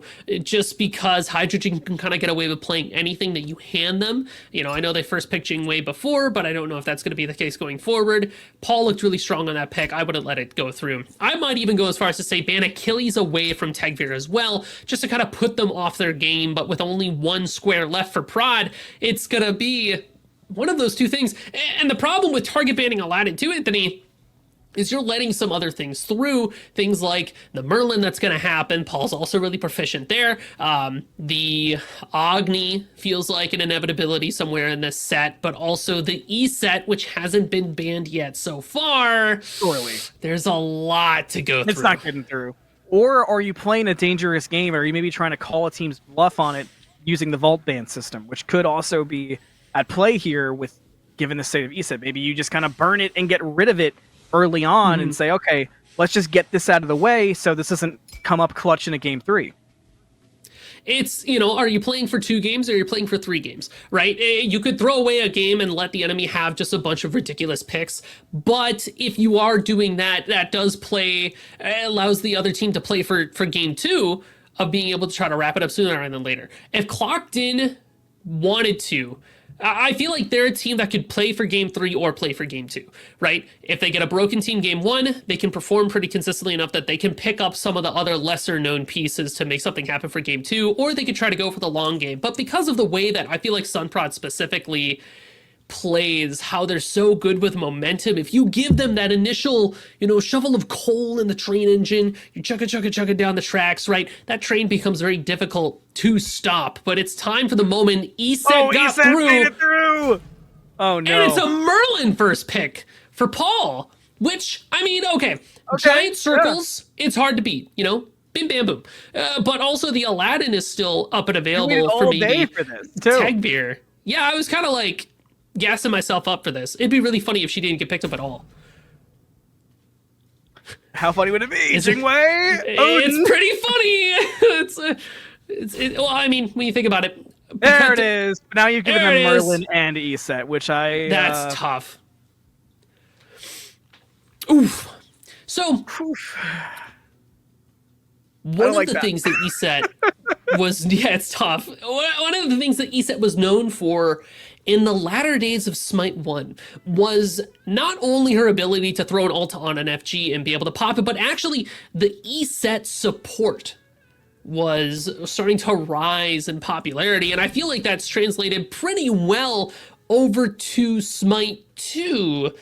Neath lock-in as well. I know we were both kind of taking a look at that, but something to remember is that ESET also has that aspect that really lends to the support play style. So I feel like Happen's going to be able to make her look really good. Baron is the answer alongside Bologna. So speaking of characters that we've seen banned, as well as picked in terms of Baron, we saw Baron in our first 2 games of the day be very impactful in both, to kind of say the least. So seeing that alongside the Bologna, that was the first ban in a lot of games, the first ban to start our day. Very interesting turn of events. It seems like both teams might have a bit of that mindset of, let's get rid of these things. But now I'm really confused. Because we have the Merlin, we have the ESET, we have the Neath, and we kind of had I was seeing your vision. Now we have the Hou Yi. So, as excited as I am to see the Hou Yi, by the way, what? So there was a period of time where we saw Hou The Yi in the Jungle jungle Yi? pretty frequently. Yeah, Jungle Yi. And Tagviras like to play these off-color picks, right? You know, they're playing Achilles, they're playing Hou Yi, and they're not really leaning on some of those more traditional jungler picks. So that's why I kind of look at that Hou Yi and I'm thinking, okay, that's probably what that is. If it's not that, it has to be that. Literally, the puzzle doesn't work any other way. But talking a little bit about the other side of the aisle here, Prod's team looks gnarly. Lot of kill potential here. Odin Cage, I think, is a really good response, a preemptive response too, to the E set that I think they knew was coming. And because you're able to lock in that Odin, it frees up a Baron pick is here as well. Being able to rotate around with this Odin Cage is going to be the Odin for Sun Prod. Unless you have Bellona jungle, but I really feel like Bellona is one of the strongest solo laners right now, so putting her in solo feels obvious. She gets a lot of pressure in lane, she can box you forever, and more importantly, she's able to clear waves super fast and just go do anything else that she wants, especially if you have a Crow picking up a Sunder or something like that. She doesn't need the Sunder to go kill those Firebrands, but she can make those rotations really easily, so I feel like she'll have a leg up over Shock. So much brawling, so much potential, so much fighting is involved for the Prods College Fund Crusaders that if Clocked In get caught in that cage, if they don't have Shell, they're going to have a really tough time. But I'll tell you what, Clocked In's team looks very saucy. It looks very unconventional at a glance. And I think that kind of confusion that comes with that can be a little tough to play into sometimes if you're the Crusaders. Confusion, and this game will reveal itself quickly, I think, because if the team of Clocked In fall behind, in particular the jungle, it's curtains. I mean, if a Hou Yi jungle falls behind, there's just nothing you can do, especially into an Odin. There's already almost no contest there. So if you lose a couple levels, you lose some farm, maybe like we saw with NMR. If we see Sunprod go 2-0 Odin jungle for the first 3 kills, over. You can definitely force something for sure if you're the Crusaders. One of the things too about the Hou Yi jungle is that I'm very much currently under the impression that hunters, as you would traditionally know them, are not that strong. They're not that powerful. They struggle very much up against things like solo laners and supports and the tanks of the world. So I think the logic here is that when you put Hou Yi in the jungle, they'll be able to get a little bit more gold, a little bit more experience under their belt. They become stronger, faster, especially once they hit things like Titan's Bane, and they're not as reliant on their autos as maybe as much as they are on, you know, giant circles. This Clocked In composition looks like a lawnmower comp to me, honestly. Yeah. Like, you have 4 giant circle ultimates. They are playing to scale the late game and just drop all these circles on top of, yeah, honestly, like drop big circles on top of Crusaders and just kind of not hope for the best, but just kind of kill them all, right? And Paul is going to be integral to this because Shock, Hou Yi, and ESET are very much, in my eyes, utility big circle ultimates to be able to confirm a lot of the damage that Merlin specifically is going to be putting out. And Neath is here too. So that's kind of how the identity of the Clocked In team looks to me. Do you hear that? Is that G4 on cable television in the early 2000s? No, that's me! It's game time! Grand finals! Let's get on the battleground and see how things go. Malum and Musi, we're your casters for the game. We've got Morty and Tess making the in-game action come your way. And of course, behind the scenes, Billy and Jithens. That's your crew. This is your teams. It's grand finals. These are players. This is a game. Musi, and I'm excited. I'm pumped, but there is something that we got to get out of the way right away, Anthony. Could I get a hover on the aspect for ESET? Because I feel like this is integral to understanding why we have the ESET support aspect of the Life Ward. And so Dispel Magic, the silence, it no longer requires an enemy god to hit in order to be able to offer the shield to your allies. And now it applies transference instead of shields. And then the Wind Gust, it doesn't have damage scaling, but you know what it does do, Anthony? It gives your team a movement buff. Yeah. Oh, have you not seen this? Oh, no, she is very good. It is kind of crazy what you're able to do, and already putting a lot of pressure in this duo lane. First time I've gotten to see ESET in-game casting as I've been away, and that's what I get to see. Oh boy. Can't wait. Damage on already. First blood potential and kill cam Kenny has to turn that corner to get away. Happen on the hunt. We're gusting wings. We've got damage. Do you have more? Not quite. Hydrogen stayed in the lane. No first blood quite yet. So what Happen is able to do with this pick, you offer a lot of movement speed to your team that counteracts Ares fairly well, who kind of relies on slowing you down with the chains to be able to get the damage off from the flames, but also being able to offer up your passive too, to be able to keep your team sustained up. You still have that, the giant circle to be able to pop and get a lot of damage off, but mostly a lot of healing too. It means that Clocked In don't necessarily need to look at having a Sunder on their comp because you have your ESET ultimate. That opens up 2 shells for Clocked In. So the answer to the Odin Cage from Sunprod is there for Clocked In, not only in the solo lane, but over in the dual lane. So unlike the game that we saw at the very start of today, where we were worried about the geography of the map, the fact that you couldn't get through and around all these deployable walls, the answer is everywhere. So that gives Clocked In a fairly significant advantage against Sunprod, who now has to worry about 2 timers to burn with their ultimate. They got to look at picking up some cooldown in the build in order to counteract that. I think a Jotun's Wrath could fit pretty well here, especially considering how the rest of Odin's kit works. Pretty easy to play an off-roll pick, like playing the Hou in the jungle, when you have someone playing Merlin who has a skin after them. I will say that. Mm-hmm. that does help the confidence a little bit, but I am still very keen to see what this Hou can actually do in the jungle, and not just because it's Hou in the jungle, but because of what it's against. And I know we've touched on it a few times, but that first true Odin versus Hou, what are they bringing to the function, is one of the things I'm the most excited to see in this game. They both bring those giant circles. But what Tegvir is bringing is a jump away from Sunprod, because they do not want to argue over those firebrands. But look at the rotation here. Kairon is around the corner. Chaos kind of everywhere. You see how low they are in solo, too. So will they be able to rotate? Does that turn to a rotation for kill? Tegvir could leave and go look for a gank, but instead Tegvir will stand and throw, jumps to avoid life of the party, and times it perfectly. Frame 0 jump, by the way, Muzi, right? Your favorite. Shoutouts. Oh yeah, love that jump. Look at the level 5 here too. Paul's able to keep up and farm. It looks like the Hou is still keeping the pressure on top of the Crusaders. Going forward, looking for the ricochet, won't find it. No ultimates for the jungles, but Sunprod's low. The jump, the follow from Tegvir needs the autos to keep landing, and my goodness, they are. But again, no ultimate, so cannot turn the corner. But you've got backup, and you've got a Neathal across the map. The drone strike is good. A first blood for Clocked In, and it goes to Hydrogen. Target down, confirmed. 10-4 Apricot, take the shot.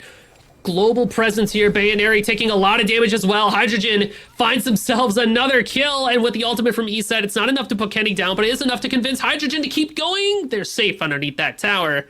Oh my goodness. Already this dual lane is getting pretty active, and what this Neath is able to do from the dual lane, which this is new. We haven't really seen too much of this. In fact, we saw it earlier today, and I kind of naysayed it a little bit, because I was like, I don't know. She can't box as well. She can't keep up as well. But I guess when the goal of dual lane stops being kill your opponent and starts becoming just sit there and farm forever and maybe offer a little bit of support, Neath from the dual lane looks really solid, right? Because you have this ultimate, this global presence, it means that you'll have that last bit of damage forever and always, and a little bit of setup too. And if the goal is just to get to late game, dual lane is a place where you can do that while still having some presence around that Gold Fury. So she's also got that aspect of the win to offer a little bit more attack speed, so that's why we get to see it locked in there. Suspicions raised when there was members missing from Duo, but not fully. This Gold Fury, so far, free. Now Happen, aware. Happen's always been good at reading objectives. No but ultimate. Happen's real good at stealing objectives. But again, no ult, as Muzi said. Cage is out. Wing Gust on! Sunprod gets the Gold Fury for his college fund. Close call, though. Happen had a real chance to get that. Had ultimate been online, would have definitely been a different story. 100%. And this is where this Odin Cage also has a chance to come up too. I like the way that Prod used it there to kind of deny movement to happen, so they couldn't get closer and couldn't follow up on anything. They were really reliant on just the Gust and the Spirit Bomb. They couldn't auto through that cage, right? So that is where that came into play. But also I like how Prod's college fund is keeping up the pressure on this left side, just trying to go for these early objectives as we kind of head towards bedtime here. Looks like Clock 10 are going to have an early advantage around the pillow fight. Me, me, me, me, me, me, me, me. It's so peaceful too. I love the cool colors that this mode Yeah, let's just offers, but listen to the atmosphere. yeah. Oh no, bombs! Everybody please, take cover! no! Oh my god! He's gone! I just wanted to enjoy the moonlight. Kite on down. The moon! Kill Oh, that's Clockton. something else. That's kind of tough too. Well, this is what this composition can do. It's stuns on stuns on stuns, and Paul's damage just follows it up. Also, that tower is dead at 7 minutes. That's a tough time to hit the rough and tumble there. And that is a good response too from Clocked In. Like, all right, we lost a tower. That's fine. I'm just gonna kill you. Is that cool? Doesn't matter. I'm taking your tower too. Give me your shoes as well, actually. I want it all. Yeah, I demand everything in this instance. Jeez. One thing too, the pillow fight in the mid lane. It's so much easier to get that capture point when you've already taken down the tier 1. Because now Prod's College Fund, they can't get close enough without really putting themselves out of position to contest. Karmic, Crow, Shell Force, Crow on the hunt. Eagles rally lands down, Storm Call answers! Crow gets the solo bolo. Then the knee thought, boom! Not enough. 15 Not even health close. Not even to be close. had for you. No sweat Crow's on gonna be on the Crow's back. furry brow. I wasn't even worried about it. I wasn't even stressed. Shoutouts to Warriors Axe. What is that? 10 Fizz Prods? That's all you need. Honestly. Jeez. That was frightening. Tegvir, also frightened. Life of the party, some chains too. Somehow Tegvir's still standing. Kill cam Kenny dies. Finally, Tegvir goes with it. Now 2v2. Paul out of mana has to just leave. Happen says the same thing, but Happen's not worried. Neath is also rotating, but does this turn into something? Eset's already gone wayside. And yeah, Hydrogen will take a poke of an auto and then step away. Lifebinder is going to be the initial pickup here for Happen. Makes a lot of sense. I mean, it just does a lot of damage. It offers you a lot of sustain, but also 50 intelligence on this item. The stats on it are just incredibly good. As Clocked In wins the pillow fight, the Moonface comes to an end. Prod makes the gank on Hydro. One more auto should handle it, but can you get that auto? An airstrike? That'll do it. Down they go. But you do have, a Happens rounding the corner here, but nothing really to be had. Again, I like the way that Prod has been playing this so far, keeping a lot of pressure in this dual lane specifically, because Neath, she doesn't have the same amount of mobility that, say, a Jing Wei does, right? Not even close. She's got backflip, and that's about it. So being able to bait out that backflip and just hard chase after her. Ares can do that. Odin can do that. Jing Wei can certainly do that. So just keep the pressure on top of Hydrogen and maybe hope that you can do something about, Happen and Paul as the game progresses. It's weird how quiet it's almost been in comparison to what we've seen Merlin's doing. It's just so easy to forget what comes late game. Look at the focus on. Maybe not trying to let Paul get to late game. No escape. Some stuns. Forces the beads. Backups here in the form of Happen. Paul actually now wants this. Looking for the cutoff. We'll have that flicker up soon too. Tegvir. Ricochet. Will it find a stun? Might need it. Crow gets soloed in the meantime. Back behind that tier 1. Up down from Tegvir. Wow. One auto to secure it. Everyone dies. That's 4 dead across the map for Prod's College Fund. And Clocked In, I'll say the thing, they locked in everywhere in that moment. They walk right over to Gold Fury. Prod's College Fund Crusaders just got completely outplayed. Every single person on the team just got completely outmaneuvered in that moment. It's a Gold Fury confirmed by Clocked In. We knew it was coming. But what was actually insane to watch, Tegvir heads into the sky, Kaidon forced to use their ultimate to try to get away from the Hou Yi damage, and then Tegvir just waits. Kaidon was waiting to see if maybe they could pull in Tegvir, but Tegvir just did a full circle around Kaidon and was able to avoid that stun from the Baron. And while that's happening, Paul was able to get away from the rest of the damage from the Crusaders, loops back around, goes to that cutoff angle and finds kills there too. It was all around, everybody just kind of got stepped on in that moment, and not in the fun way. Like, they all just got completely destroyed. Well over 4K, that's one thing. Look at the GPMs. Yeah. That's really, really stark to me in what it's causing for Clocked In. I mean, let's not forget, Prod's College Fund have a Gold Fury this game, and they're still this far behind. You can see levels are starting to also be a problem. I noticed support is getting frightening, but also solo is. Itemization, because of the other factors being the experience as well as the general farm, salute, that's also falling behind for Prod's College Fund. And this is a team that you talked about, and I even mentioned, which tells you enough. Clocked in, if they fell behind, this game would have been over. We didn't talk about the other side, because it's that thing left unsaid of if this team gets ahead, well, you know, all right, well, go next. At least there's no E-set in game 2. Yeah, I mean, that is kind of what we were talking about in picks and bans, too. You know, are you playing for game 2 or game 3 when it comes to these vault bans? At least you don't have to see E-set a second time. You don't have to see Merlin again. But if you're Prod's College Crusaders, I mean, if you're any team, you want to win, obviously. But you have some really strong picks. You got the Bologna, you got the Odin, the Baron, the Ares. Like, it is a crazy comp that Crusaders have. Arrived in solo. Karmic. Oh, no. Because everybody's there. Karmic is actually standing through this. The Storm Call, too. I mean, Karmic is still okay. Finally dies. That was a lot committed to kill Karmic. In the meantime, Clocked In, pull the Pyro. They do not commit, however. 4K left on the Pyromancer, and the Galler Flare informs of the location of Tagveer. Looks like they want to go for it. Hexstone jumped.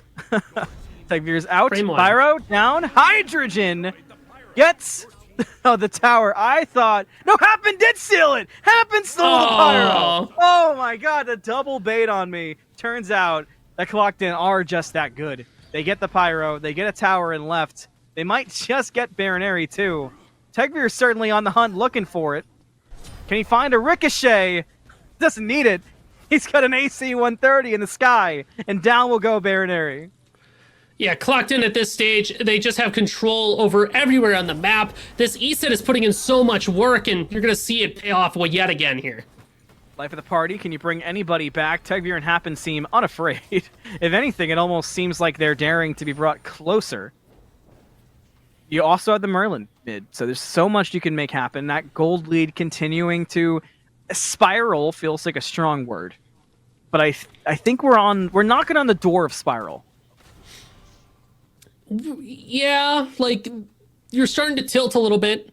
Like the plane we're in. This is the metaphor I want to go with. Like, you're starting to tilt and canter a little bit. Yeah, you got it's starting, but cars. We can wrest control back here. But this is kind of a moment where you're like, if your Bologna is hard losing, that's not a good sign, right? You're kind of going, wish my flight got canceled today. Like, this is tough, you know? What's also scary that I didn't even think to look at, all this, the participation from Hydrogen, that rotation for the kill, which wasn't even an ult on that previous kill, has put Hydrogen so far ahead of Baronary. You can't even feel the impact of the Jingwei at that point. It just feels like, and you said this earlier, everything is getting outmatched. They have no answer, them being Prod's College Fund. They've got to just kind of get lucky at a fight to change the pace, or play back long enough to get themselves some farm. It seems like Clocked In's not giving them that chance. Getting lucky is a good way to describe it, I feel, because I've been trying to think to myself, how would you force something to happen here? And it really does feel like Clocked In just has the answer to every single problem that gets put in front of them. Where at this stage, if you're the Crusaders, you're thinking to yourselves, oh, can we drag this out to 30 minutes? Right? Can we maybe try to catch Clocked In a mistake? And when the mindset starts to become, yeah, let's just play for a late game. Yeah, let's catch them in a mistake. Let's wait for our moment to happen. That is really the beginning of the end there, where you stop playing proactively and it starts to become a reactive play style of what can we do in response to this, in response to that. You stop asking questions because you realize that the test is over. You're just kind of waiting at your desk. You're just kind of like, all right, well, C's get degrees. And, game 2, I don't have to play against an E-set, so that's cool, right? But if there was ever an example game to show you why this character gets banned every single game, all the time, look at Happen right now. Look at what he's been doing all game and understand that it only gets worse from here.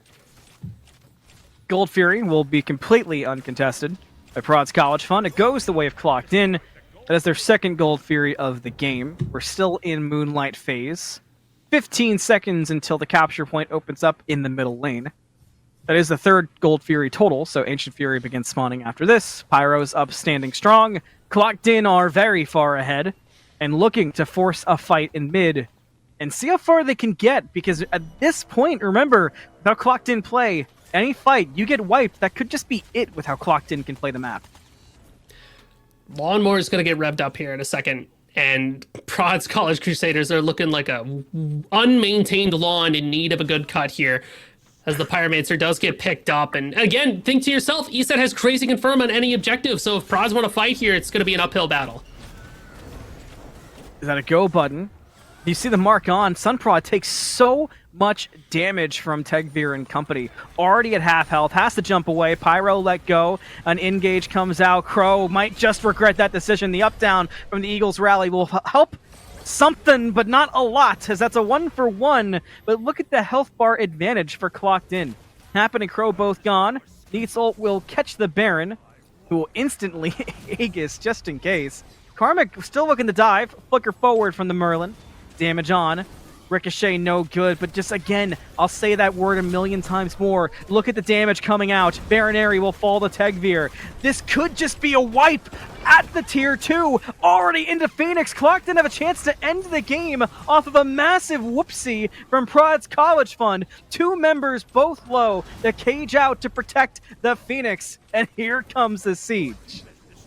I mean, low health bars all across the board for Clocked In. They walk away with that Phoenix, but Crow respawning will be enough to dissuade them from pushing further. And at the very least, if you are the Crusaders, they can't go for fire yet. But this is what I'm talking about, of big circles go boom, right? The lawnmower. They do. Because in that moment, like Tegvir throws down the ult on top of themselves, and Crow has to fight them in it, and literally nothing they can do. They up down because they're out of options, trying to box out this Hoi, which this Bologna was designed in a lab to do between shield bash and disarm. But when you're stuck against a rock in a hard place and the suns come crashing down on top of you, there's not a whole lot you can do about that. Karmic holds on to their ultimate until it's time to fight them around that T2, and catches 3 people in a big circle, the utility ultimate, because what does that do? Opens up the door for Paul and for Hydrogen to be able to soak in their damage into the Crusaders. This is what I mean, right? It is so hard to screw this up. The comp plays itself. So what about going forward and also looking back? And what I'm referring to is the vault bans. Are we in this situation if we're Prod's College Fund because we overthought the vault bans, or did Clocked In just play the picks and bans phase that well? I believe Clocked In just played the picks and bans phase that well. Like, when you have the ESET available along with the Merlin, it kind of lends itself to the idea of like, okay, we can just play for more big circles, right? The only other character I maybe would have liked to see here would have been Agni in place of somebody else. But, you know, that's just somebody that you're saving for the next go around. Fire Giant is dead. Completely eviscerated. Clocked In just shredded away. Like, it's just not going to happen. And I really like where Hydrogen fits into everything here too. Just a little bit of single target damage to be able to finish off some of these tanks, some of these squishies. Hydrogen's able to get, you know, some of that root action there, and just have the ultimate to look at somebody who maybe escaped from the big circle bonanza and say, actually, the only way you get out of here is in a body bag. I'm sorry. Clocked In, group up deep in the red jungle, unafraid, really. They have sent Karmic left. Baronary is low already. Look at the health bars just dissipate. I mean, you've got Paul low, but he's got a dagger. Crow will fall. This could just spell the end. Hydrogen finds a double. Paul with his own. Oh no, this is an explosion from Prod's College Fund. And game 1, just like that, is all Clocked In's. One fight. One misstep, one misread is all it takes. Well, you don't have to play against ESET again. That is the rainbow after the storm here, but unfortunately, it does mean that you're going to be down a game, and Prod, try as they might to defend it, it's just a foregone conclusion. It's not going to happen. That was devastating. I said it before, and I said it again. It's It was that fight that happened around mid where Prod's Crusaders had a moment where they caught Paul for a second, and then every single one of them died on the map, save for Baronary. Every single one of them got outplayed in that moment. That to me was the end of the game. That was it. That's go next. Yeah, reset the mentals, come back, have a conversation with the team, relock in, think about your next picks and bans, and know that you do not have to fight Merlin Eset again. And feel fortunate, feel excited that finals is a best of 3 in this instance. But now, how do you approach vault bans? Do you just completely reset stuff? There's a lot of questions that you have to go through if you're prods teams. But I like what you said: reset, clear the whiteboard away. Go back to the drawing board is a saying for a reason. This is that instance. This is that exact issue. It's having to kind of completely reassess your situation and see how you move forward. Well, we're going to take a quick breather ourselves, reset our own mentals. In the meantime, make sure you enter the giveaways both here and on Smite Prime, and we'll be right back with more of our grand finals here on Smite Game. We're back. I missed you. I hope you missed us. Grand finals, game number 2 is right around the corner. I'm still Mellum. He's still Musy. He's still got Daji hanging. I've got a new buddy behind me. Where's my simps for Sylvanas? We had plenty of simps for Daji. There's got to be at least one out there who's into the tree guy. There's a lot of things about me, and one of those things is that I gotta say, Sylvanas, I could be a simp for Sylvanas. I could see myself in that area. I'm so excited for Sylvanas next week for Prime, but let's talk a little bit about the game that we just saw. Talk a little bit about the slaughter that we just saw. We could put it that way. I don't think that's too harsh a word, because it was intense what we were seeing. This was sick by Crow, though. 15 health, not even close. But yeah, there was definitely a turning point in the game. Not even a sweat. And we felt it in the booth. And I think the players felt it in the field where it was, oh boy, it's kind of over. It just felt like Locked In outpaced Prod's College Fun. I think that's kind of the biggest one for me. And you alluded to that actually in semifinals, if I'm not mistaken. It just Clocked In plays at a pace and an understanding of the map that other teams can't match the tempo of. Yeah, and it is kind of like I was saying before, where they find big wins from the slimmest of margins, right?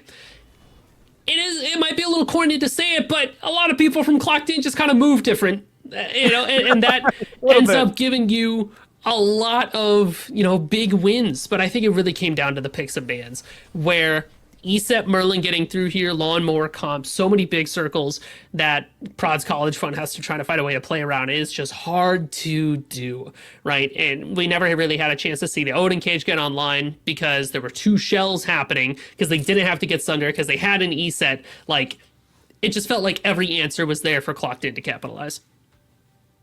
The fact they got away with Ho Yi jungle too into an Odin.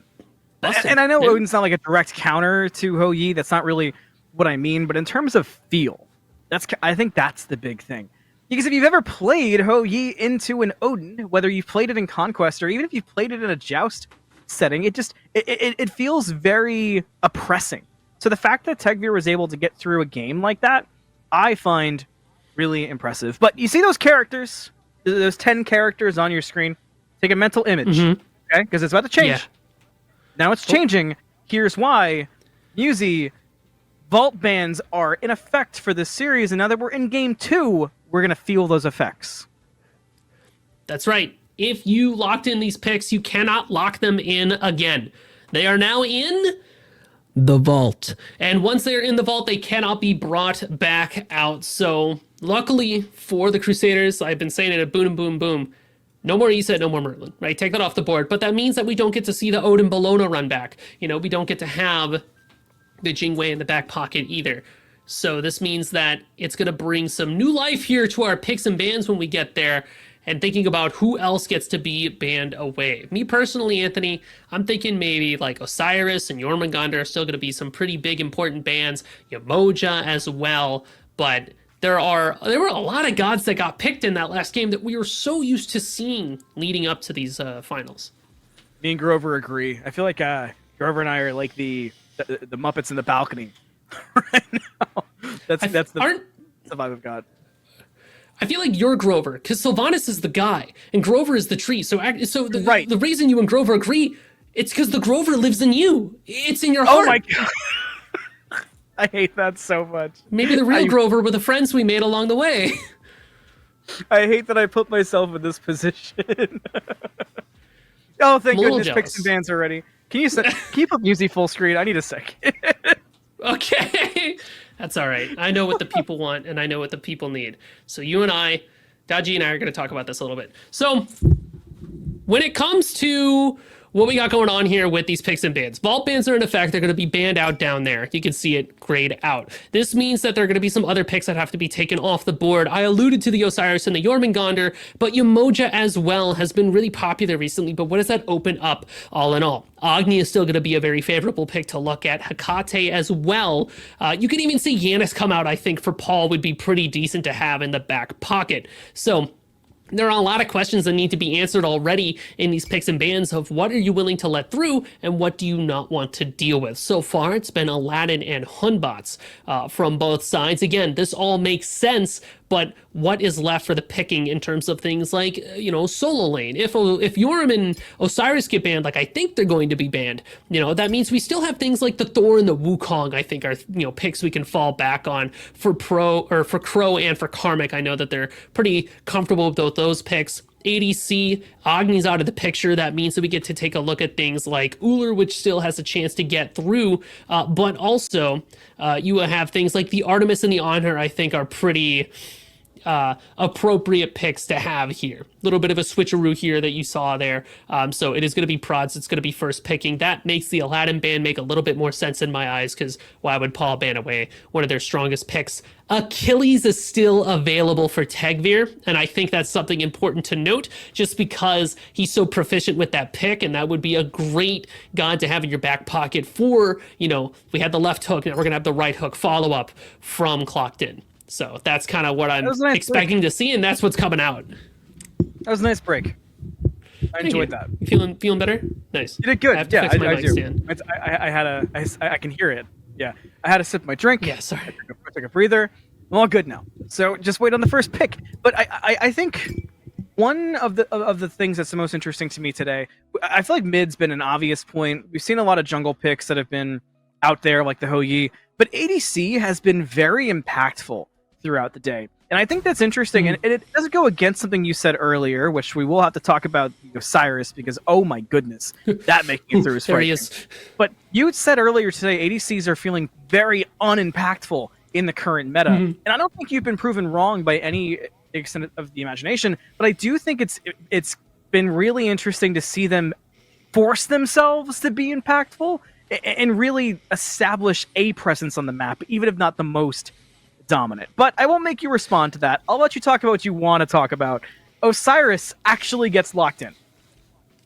Yes, and this is not the Osiris that maybe you're used to seeing from Smite 1, because part of what makes Osiris so exponentially good right now is Osiris with the aspect where he's a little bit more of an in-scaling solo laner, where he's able to pick up things like Lifebinder and then just a bunch of tank. He sustains forever. He's able to sickle constantly because of the way that his aspect works. He starts off ghost mode, right? And when he uses abilities, he becomes the guy, or not the guys could call it, but he becomes a man, where he builds up his body parts. You throw out your sickles, it's 4 body parts per sickle throw, right? That you're able to get for free. So what does that mean in lane, Anthony? You just get hit with a bunch of abilities all at once, and it sucks to deal with, but there's a lot going on here, so we gotta list that off real quick. There is, and one of the main elephants in the room that I can always talk about, to go back to, I've been talking a lot about elephants today. Sunprod on Thanatos. When when going gets tough in a draft, it feels like Thanatos has always been Sunprod's sort of all reliable. It's the spatula that could. That's always the go-to for Sunprod. It's been that way for quite literally years. The last time that I saw it personally was a while ago. I think it was August. Did not pan out the greatest, but Thanatos is a character that kind of always has a presence because of what you talked about with Achilles and Execute. How are we feeling about the lock-in right now, though? So for Thanatos, he kind of falls to the wayside as opposed to some of the other junglers, just because he doesn't quite have like the clear that I think some of the other picks do, and the team fight ability as some of the other picks do. But the execute, the ability to look at somebody and say, hey, you're too low, I'm going to kill you, you're dead. And I think for a momentum-based gamer that some prod is, I feel like being able to reset your cooldowns off of kills functions really well with how prod likes to play. So I do like the comfort pick here. But when I take a look over at what they're going to be going up against, things like the Aphrodite, you know, and the Zeus, and there's a Khepri there too that I ignored for a second, but there's too many weird things going on here. It's game 2 in Vault bans, and I guess we used up all of the crazy picks. Now we're just going for not random ones, but wild ones. Wild ones. Because when I saw the Scylla, my brain kind of went to Scylla support. You touched on it earlier, Yes. as you had said, it was not as strong as it had been, but it definitely has established itself as a presence to be worthy of noting in Smite Prime. But now I also see we've had the Vulcan already. The Khepri, obviously Khepri's kind of got a one-trick place to go for the most part. I don't expect to see Baron Aerie rock a Khepri ADC in this instance. So does that mean it's a Vulcan ADC? Does that mean we're seeing a traditional Osiris?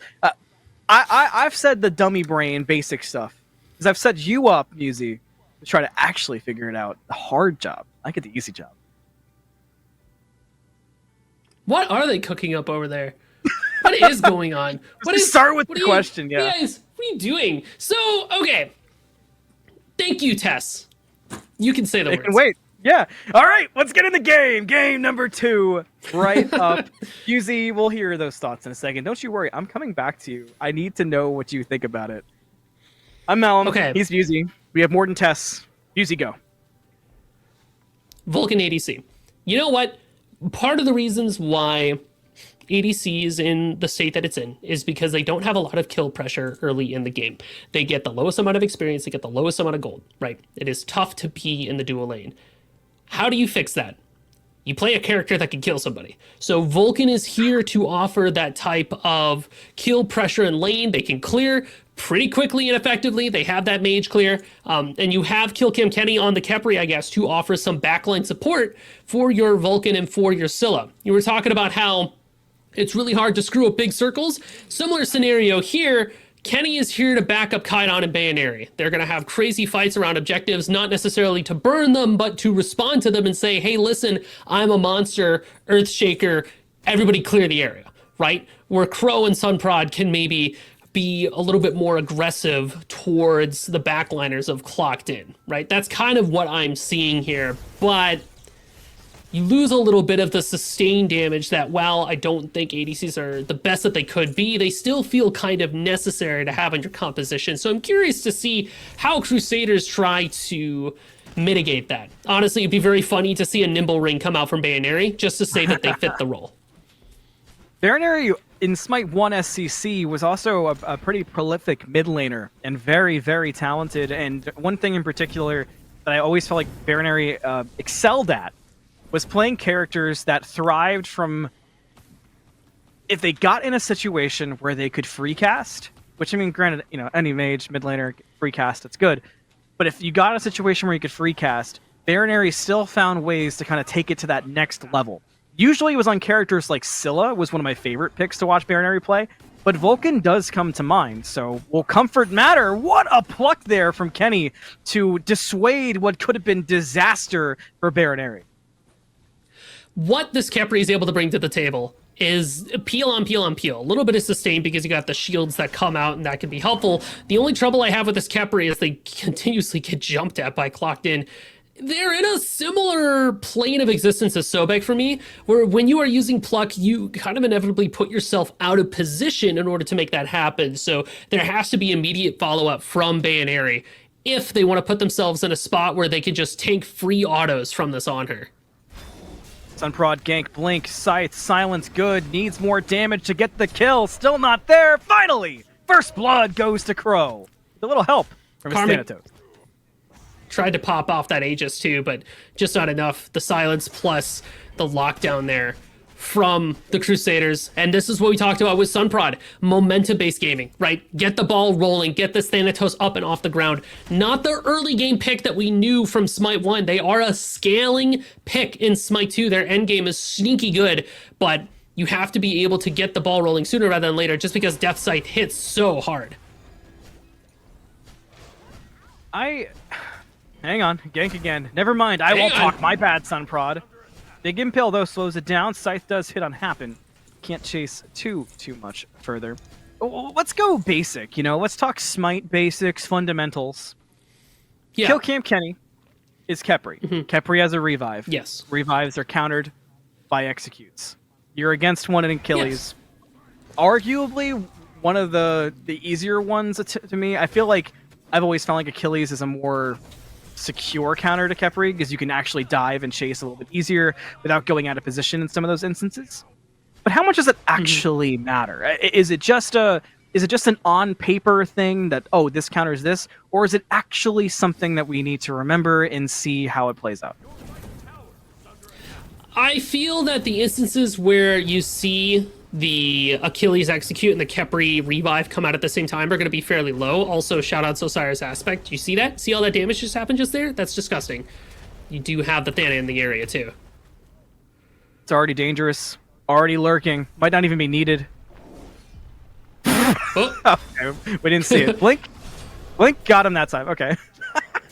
Worked out anyway. Another kill for the side of Sunprod's college fund. A little bit scary that time. Could have been cleaner, but invis, what are you going to do? It's not like they can see what we can see. True. It was really funny because it looks like Prod was right locked on and they just decided to go the other way. Yeah. The game That's sense pretty good. worked a little too well almost. So, but yeah, like I was saying before, Tagbear ultimate to counter Khepri ultimate, I don't think we're going to see that too much, because I feel like how I want to see Kenna use their ultimate is an enabling tool for specifically Sunprod or Crow to be able to say, just run at their backline, go for it, I got you, right? Whereas Tagbear is going to be positioned maybe a little bit closer to Kaidan and Bayonary so that they can get the kills off there, where Kenny's main form appeal is going to be that pluck in the root to keep Tagveer from maybe getting too aggressive there, as opposed to just throwing on the revive for Kaidan and Bayo. And talking about aggressive jungles, I'd be remiss not to mention one Achilles heel, ironically, for Sunprod on Thanatos. Sometimes he gets a little too aggressive and he pays for it. We'll see if that is the case this time. The Impale sends him away and helps keep the dual lane safe. Oh my goodness, that damage is just ridiculous. Yeah. I got nothing. Yeah. No, his character's busted, right? We were talking about, this is why you never see ESET. I don't want to see this Osiris ever. Surely Karmic just stops walking at him now, right? I mean, that was ridiculous. You gotta clear the wave. Gotta try to stay competitive. Gotta try to get those pressure out from your lane. In order to do that, you have to finish clearing up that wave to take a look at Cass and try to rotate away. Crow's not gonna let that happen. Osiris with the aspect is, I'm all but certain the strongest solo laner in the game right now. Like, he is so hard to play against. Here's the thing. I do feel that it can fall off towards the late game.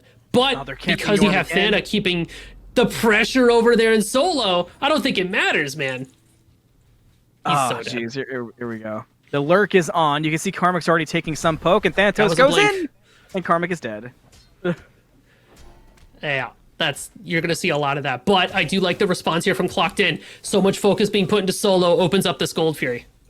Khepri's nearby. Scylla's now aware to a teleporter used by Sunprod to try to get closer. Lightning Storm is out. The Khepri can't get through. Scylla too far away. Gold Fury goes to Clocked In. All with the credit for the final hit on it. Tagveer chasing down Killcam Kenny. Has the execute available. Blink pops. Now gets back to the squad. A rotation is out from Crow. Damage also off to the right-hand side. Going to be a bit of a split now for Prod's College Fund, but they want to group in chase. But that split gives opportunity for Clocked In to retreat. Sunprod accepts a little bit too much poke from the birds and the spears and will fall, but that sticks Hydrogen's neck out a little too far. And Baronary is there to slice it down with a turret. It's like you said, sometimes Sunprod will put themselves in a position that's a little bit too aggressive. I like the way that happened, use their ultimate there to be able to get back to the rest of the team after getting stunned out by Prod, and the response from Clocked In was solid. But the Crusaders were doing an excellent job piecing up the fight, keeping Paul away from a lot of what was going on in that duel lane so that they could find their return kill. You'll notice that Clocked In doesn't have a Sunder to confirm objectives, and Killcam Kenny, in fact, does. So I was really looking at Kenny to see if maybe they could try to take away that Gold Fury, but the fact that they had somebody out there playing bouncer, keeping the Khepri away, really panned out, and Paul on the Zeus is able to deal a lot of damage with that Lightning Storm. And notably too, in that interaction, Bayonary didn't have ultimate and just wasn't in the area to begin with to be able to stand up to that pull. I like the response there from Clocked In, because like I said before, Crusaders are putting a lot into killing this Yorm, but now it might be time to focus on some of the other characters on the map here. Baronary has been very liberal with the usage of the Earthshaker so far, just not just for clear, but also for poke. We got a glimpse of that earlier during laning phase, so that is a good call out from you to keep in mind. Karmic might die again, by the way.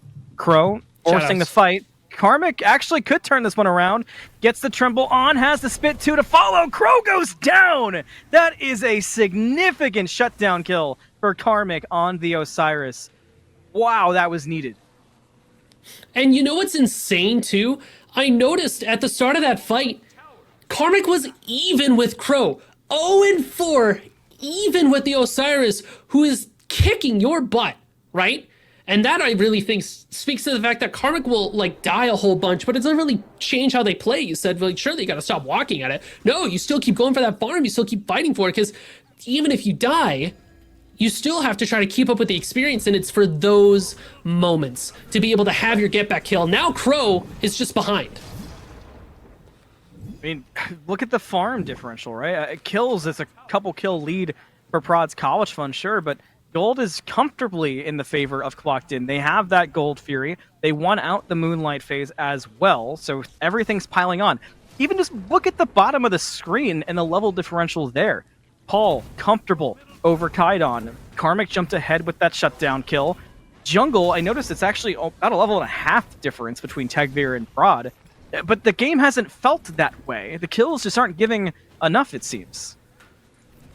Well, as much as Sunprod has been active on the map, Tagveer has just been hunkering down and focusing on getting their farm, and their kills that they have been making have been way more impactful across the map, I feel, because for all of the pressure that we put on top of Karmic, for all of the attention we put there, now Crow just is not able to stand up to the Jormungandr.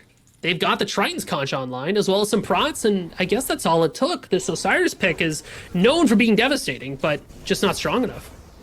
We talked about how Clocked In can play the map, too. Pressure on the Tier 1 tower, it might just fall. Paul really wants to get this tower down. And why not, right? We've now seen in back-to-back games that Clocked In quietly get the towers, they clean up the map, they get rid of a lot of Titan protections, they get one deicide, and they decide to end the game. They've done it twice today.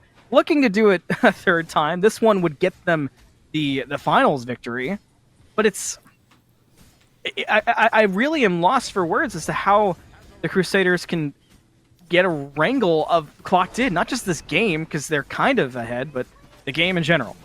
Gold Fury down to a quarter. Earthshaker early! Killcam Kenny is able to get it thanks to that Sunder, but he will fall in the meantime. An execute from Tagveer is good to go, Musi, but in the sky is Sunprod. Gonna crash down on top of that speed buff. They do not want to go in on top of Clocked In, but Clocked In still wants that fight! Bang! Got him with the last one. Sunprod will fall. Big kill for Hydrogen on the rotation as well. Worth chasing that deep to help the team out. Mid tower still was standing for a while. Goes down. Solo tower standing by a thread. Clocked In. They go right to Pyro. This is what we're talking about with Clocked In and how they play this map.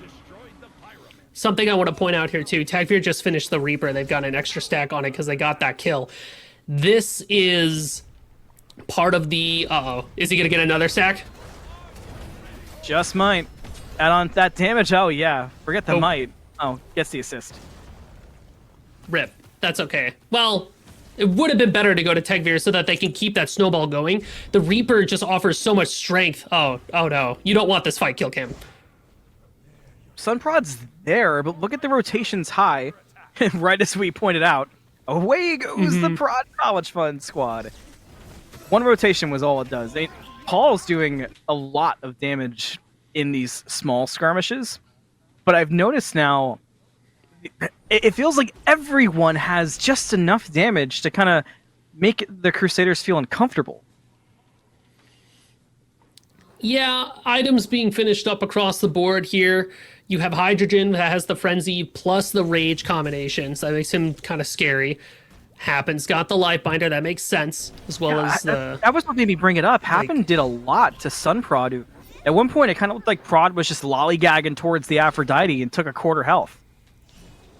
Well, it's 50 int so early in the game where that early bit of scaling helps quite a bit, as Sunprod doesn't have those natural base prods as they level up quite yet. So Happen's able to get a lot of value from being able to stack on the Lifebinder damage plus birds plus a stun. It offers the opportunity for them to get picked too. So it's just kind of scary position for Crusaders right now. And yeah, there's 50 int, 300 health. Uh-oh. Here we go. Baroneri does get revived, but brought right back where Paul was lying in wait. Now you've got more charges on. Wait, no charges because of the revive, but now caught again. Baroneri might go down. Sunprod goes aggressive at the back line, trying to take some pressure off the rest of the team, but can he find the kill? He got the damage, but you notice no blood down yet. The chase is on now from Sunprod and Kaidon. The route is good. The crush 2 and an auto brings Happen down. But Clocked In's retreat does get the majority out. A blink forward from Sunprod, can't find it. Meanwhile, right lane, you can see Karmic trading out with Crow. And Crow is chasing all the way back. Karmic is just putting so much damage and pressure on. Crow almost gets it. Just in time, the World Ender will escape. Ooh, wait, they jump under the blue buff, and Bayaneri's around the corner. Age is forced, but that is a dead snake. That's if I ever saw it. Yep. Bayaneri picks up the kill. A little too greedy there, but tell you what, something I noticed there, that fight that we just saw left side, Sunprod, had, I think the most important part of it, Prod had the execute available, but then swapped targets over to Happen instead of finishing off the kill on top of Tagveer to go for a bigger stun, but the shell came out in time that it ended up saving the life of Tagveer. They were able to get away. It was a gutsy move, and I think I liked it, but I almost wonder if it would have been better to go for the safe, confirmed kills that you know you can get, because when you're playing this Thanatos, when you see somebody in that threshold, in my eyes, it's almost always better. Just finish up the kill. Just finish it and play that game of putting your jungler super far ahead, because imagine he gets that last hit he needs. Jotun's procs, he gets the nano resets, then he could really start to pop off and maybe put some pressure on top of Paul there. But because the shell came out, it was just not enough. Gold Fury's up, and you can see everybody ready to collapse on it. College Fund regroup. They've already lost 2 members. They're dead. Paul just oh my goodness. Through without blinking. Clocked In, set up this fight perfect. Happens low, but doesn't matter when you have so much damage around it. Crow does get the one. It's happened. Paul is still on the hunt, but can't quite catch Kenny. A blink forward, though. That'll handle it. Oh, my goodness. The College Fund. He's ult again. Just got wiped away. Paul led with so much damage. Everyone else cleaned up. It's a deicide. Clocked In. Just like that, Busey. Take this game completely back over. Sands of Time, Chronos Pendant, Gemma Focus, Spirit Desolation. Paul starts the fight with an ultimate and ends the fight with an ultimate. Now, granted, that ultimate was nowhere near where anybody was standing, but that's fine, because it's not about the money. It's about sending a message, and that is a terrifying one. That if you experience another fight like that again, Paul's just going to end up throwing around so much DPS. Sunprod trying to get active here against Karmic, but pays so much life in order to do so. Fire Giant will fall, and it goes around the belts of 5 members of Clocked In. So, what now? If you're the Crusaders, everything just kind of blew up in your face, and we've seen already, give Clocked In 1 Fire Giant, they can just end the game. So now you have to play with a completely different mindset, and look how far behind some of these members are. I mean, look at the jungle difference. We've been hailing Prod for some ways and for some reasons, and it's been a positive game in some aspects, but the numbers don't lie. Level 17 to just now level 13 Thanatos. And that's not even the beginning of the problems for the Crusaders. you are right now for the Crusaders, you're playing for picks. Because when it comes to team fights, you are going to get overwhelmed. You have Tegvir and Paul that are kind of running it in terms of the damage that they could put out, and Karmic is starting to become a real threat in that despite everything put against him, he's pretty ahead and has a lot of damage mitigations attached to the items that they're building in the Triton's Conch too. It's just a lot of damage to be had. You have Sun Prod with an Execute. You need to play off that. Next time somebody goes into the threshold, you do not take the greedy play. You kill somebody and you play the numbers game because that is what you have to do, right? Anything less than that is going to end up with a net loss for this game because Crusaders are really heavily relying on getting towards that hyper late game so their Scylla and their Vulcan can get online, but I don't think Clockton's going to give them that chance. They just took a Gold Fury, their second one. So next Gold Fury is going to be the Ancient one, but they're just going to start running it down mid because they're just so far ahead. And Paul is doing so much damage. Musi, zooming out of the game, remember the last time that I watched Paul play Zeus? I sent you a clip of it because I joined, and I was like, oh, Penta incoming. And he laughed, and like 2 seconds later, a Penta kill. Yeah, it's a lot to handle, and the Crusaders are about to learn just that. Clocked in, step up to the mid Phoenix, and it's already dead. That quickly. 2 members both missing in the side lanes for the Crusaders as Clocked in head towards solo to clean up the last tier 2. They've got that Naga there to make that push as well. One of the unsung heroes of winning the bedtime wars is being able to have that extra minion to push in. This T2 is dead. Yeah, man, those pillow fights out there get crazy and intense. Still standing. Not my mistake from before. So dual lane tier 2 still stands tall. Sunprod up in the air. Looking for Paul, but ambitious to say the least.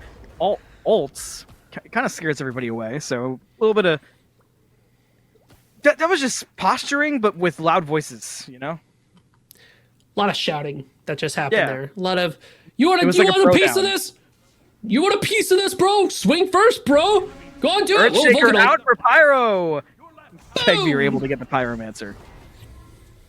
I mean... little bit of a proof of concept for the damage for Vulcan there, and Karmic is still kind of in the mix, but oh my goodness, he took nothing from the meatball. We need penetration online for Bayaneri and Kaidan. Once we get Ob Shards, I think then that's a big turning point for the Crusaders. Ob Shards and Soul Reavers for both, because that is the only way we're going to be able to put Karmic into a situation where maybe they feel very threatened. And similar story for Happen, right? They don't have as many tank items, but still, just if you have a lot of health, you need Obshard, you need Soul Reaver, you need Ratatouille in your builds before you can actually kill anyone. But my question to you, Musi, we're way past uh-oh territory. It's 12k. It's going on 13k. When are you getting those items? By the time you can afford them, is this game over? You get to have those items if Clockton lets you have those items. And if Clockton lets you have those items, then something's going on, right? It's kind of an unfortunate map scenario of we need these tools in order to kill these people, but you kind of hit the nail on the head. I don't think Clockton lets them get to that point. It will not take very long for them to close this out, and that is a very scary point for Crusaders. You got to capitalize on a big mistake. Almost dead, has to ult away, will ult into dangerous territory, turns back. There is no farm on the map for the Crusaders. They're fighting to farm right now. Clocked in have just denied everything, which is why their lead continues to grow, because there's nothing for the Crusaders to gain. Watch how slow their gold moves. Crow picks a fight in mid, but Musi, can this happen? Karmic standing tall, Sunprod's ult is down. I'm not liking these odds, and I don't think Sunprod should have trusted it. Oh my goodness. Sunprod exploded. There are pieces of Sunprod all across the Smite 2 map. We'll have to collect those at a later date as Clocked in start to begin their final push. The World Ender. Is it the game ender? Tegvir's got Baronary, and it seems like this just might do it. Clocked in into the throne room. Nothing seemingly stopping them now. You can Kepriel, you can fight back, but you need more than that. You need Kaidan to pull through with a miracle, but it's just not there. He gets stopped by the lightning, and the Titan will fall. Clocked in take the 2-0 victory. And unfortunately for Sunprod, I know Mort said he had to go back to community college. Next up might be trade school. Things are desperate. And for Clocked in, it's just a return to form. They continue to look unstoppable. it is kind of insane what you do when you put some of the best Smite 2 players all together on a team. They're so good in each of their own individual rights that you can't even say it's the Paul squad anymore. It's an everyone squad, and everyone on that team is just that much better than the rest of the teams. Tough to watch that one break through. We'll be right back here to break down game number 2 and see how things settled up. And one more chance for you to get in our giveaways, all the good stuff. We'll be right back really quick. Don't go anywhere. We're back and clocked in are still your grand finals winners, but we, of course, have our wrap-up to go today. It's been a fun one. It's been a great day of games for the most part. So many close banger matchups. Musi, you've been alongside me for the entire day, and I think it's safe to say it's been a fun one. I know chat had fun. We had skins given away. We had winners. But before we get to all that stuff, we got to talk about what we just saw. Game number 2 of our grand finals. We're clocked in, took the victory, and let's reminisce over how. So this game, I really think, came down to Sunprod getting a lot of, pressure off in solo, but then not being able to bring that to the rest of the map. Early game, it looked really good for the Crusaders, but Tegvir was kind of allowed to do Tegvir things and farm. And Paul, you left Paul alone, which never ends well. A Zeus wasn't the focus of a Thanatos, which I think ended up coming back to bite the Crusaders a bit in the butt, and it just came to a point. Clocked in got too far ahead. Crusaders couldn't take any fight that was put in front of them, and eventually they just kind of got barreled over by the raw power of Clocked in. That last explosion felt like a little bit of zest, that little extra sting added at the end of the spicy pepper kind of thing. That's what that was for Prod's trade school fund, I think is what we agreed on for now. It was community college. It's getting worse by the weeks. I would hate to see it next week if things don't go well. He was going to be in the booth with us. Sunprod's GED fund Crusaders. Yeah. It's Sunprod's broadcasting school fund. Yeah. But anyway, there's stats, there's numbies on the screen, Musi. Anything jump out at you? So, I think we really got to hand Karmic some props here. Being under so much pressure from Sunprod and from Crow, rocking this Osiris, who, in retrospect, that's a very gutsy build going for that Sphere Negation. That's 3,700 gold. That might explain some things that we saw in that lane.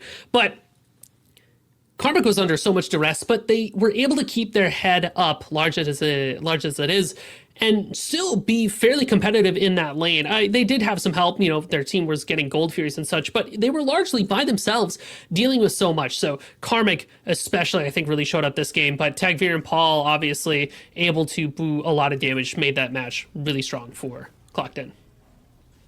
Well, you're having a flashback. This is a bit of a recap of our entire day and how our day started, which, we had some great games to start this day off, and they continued through.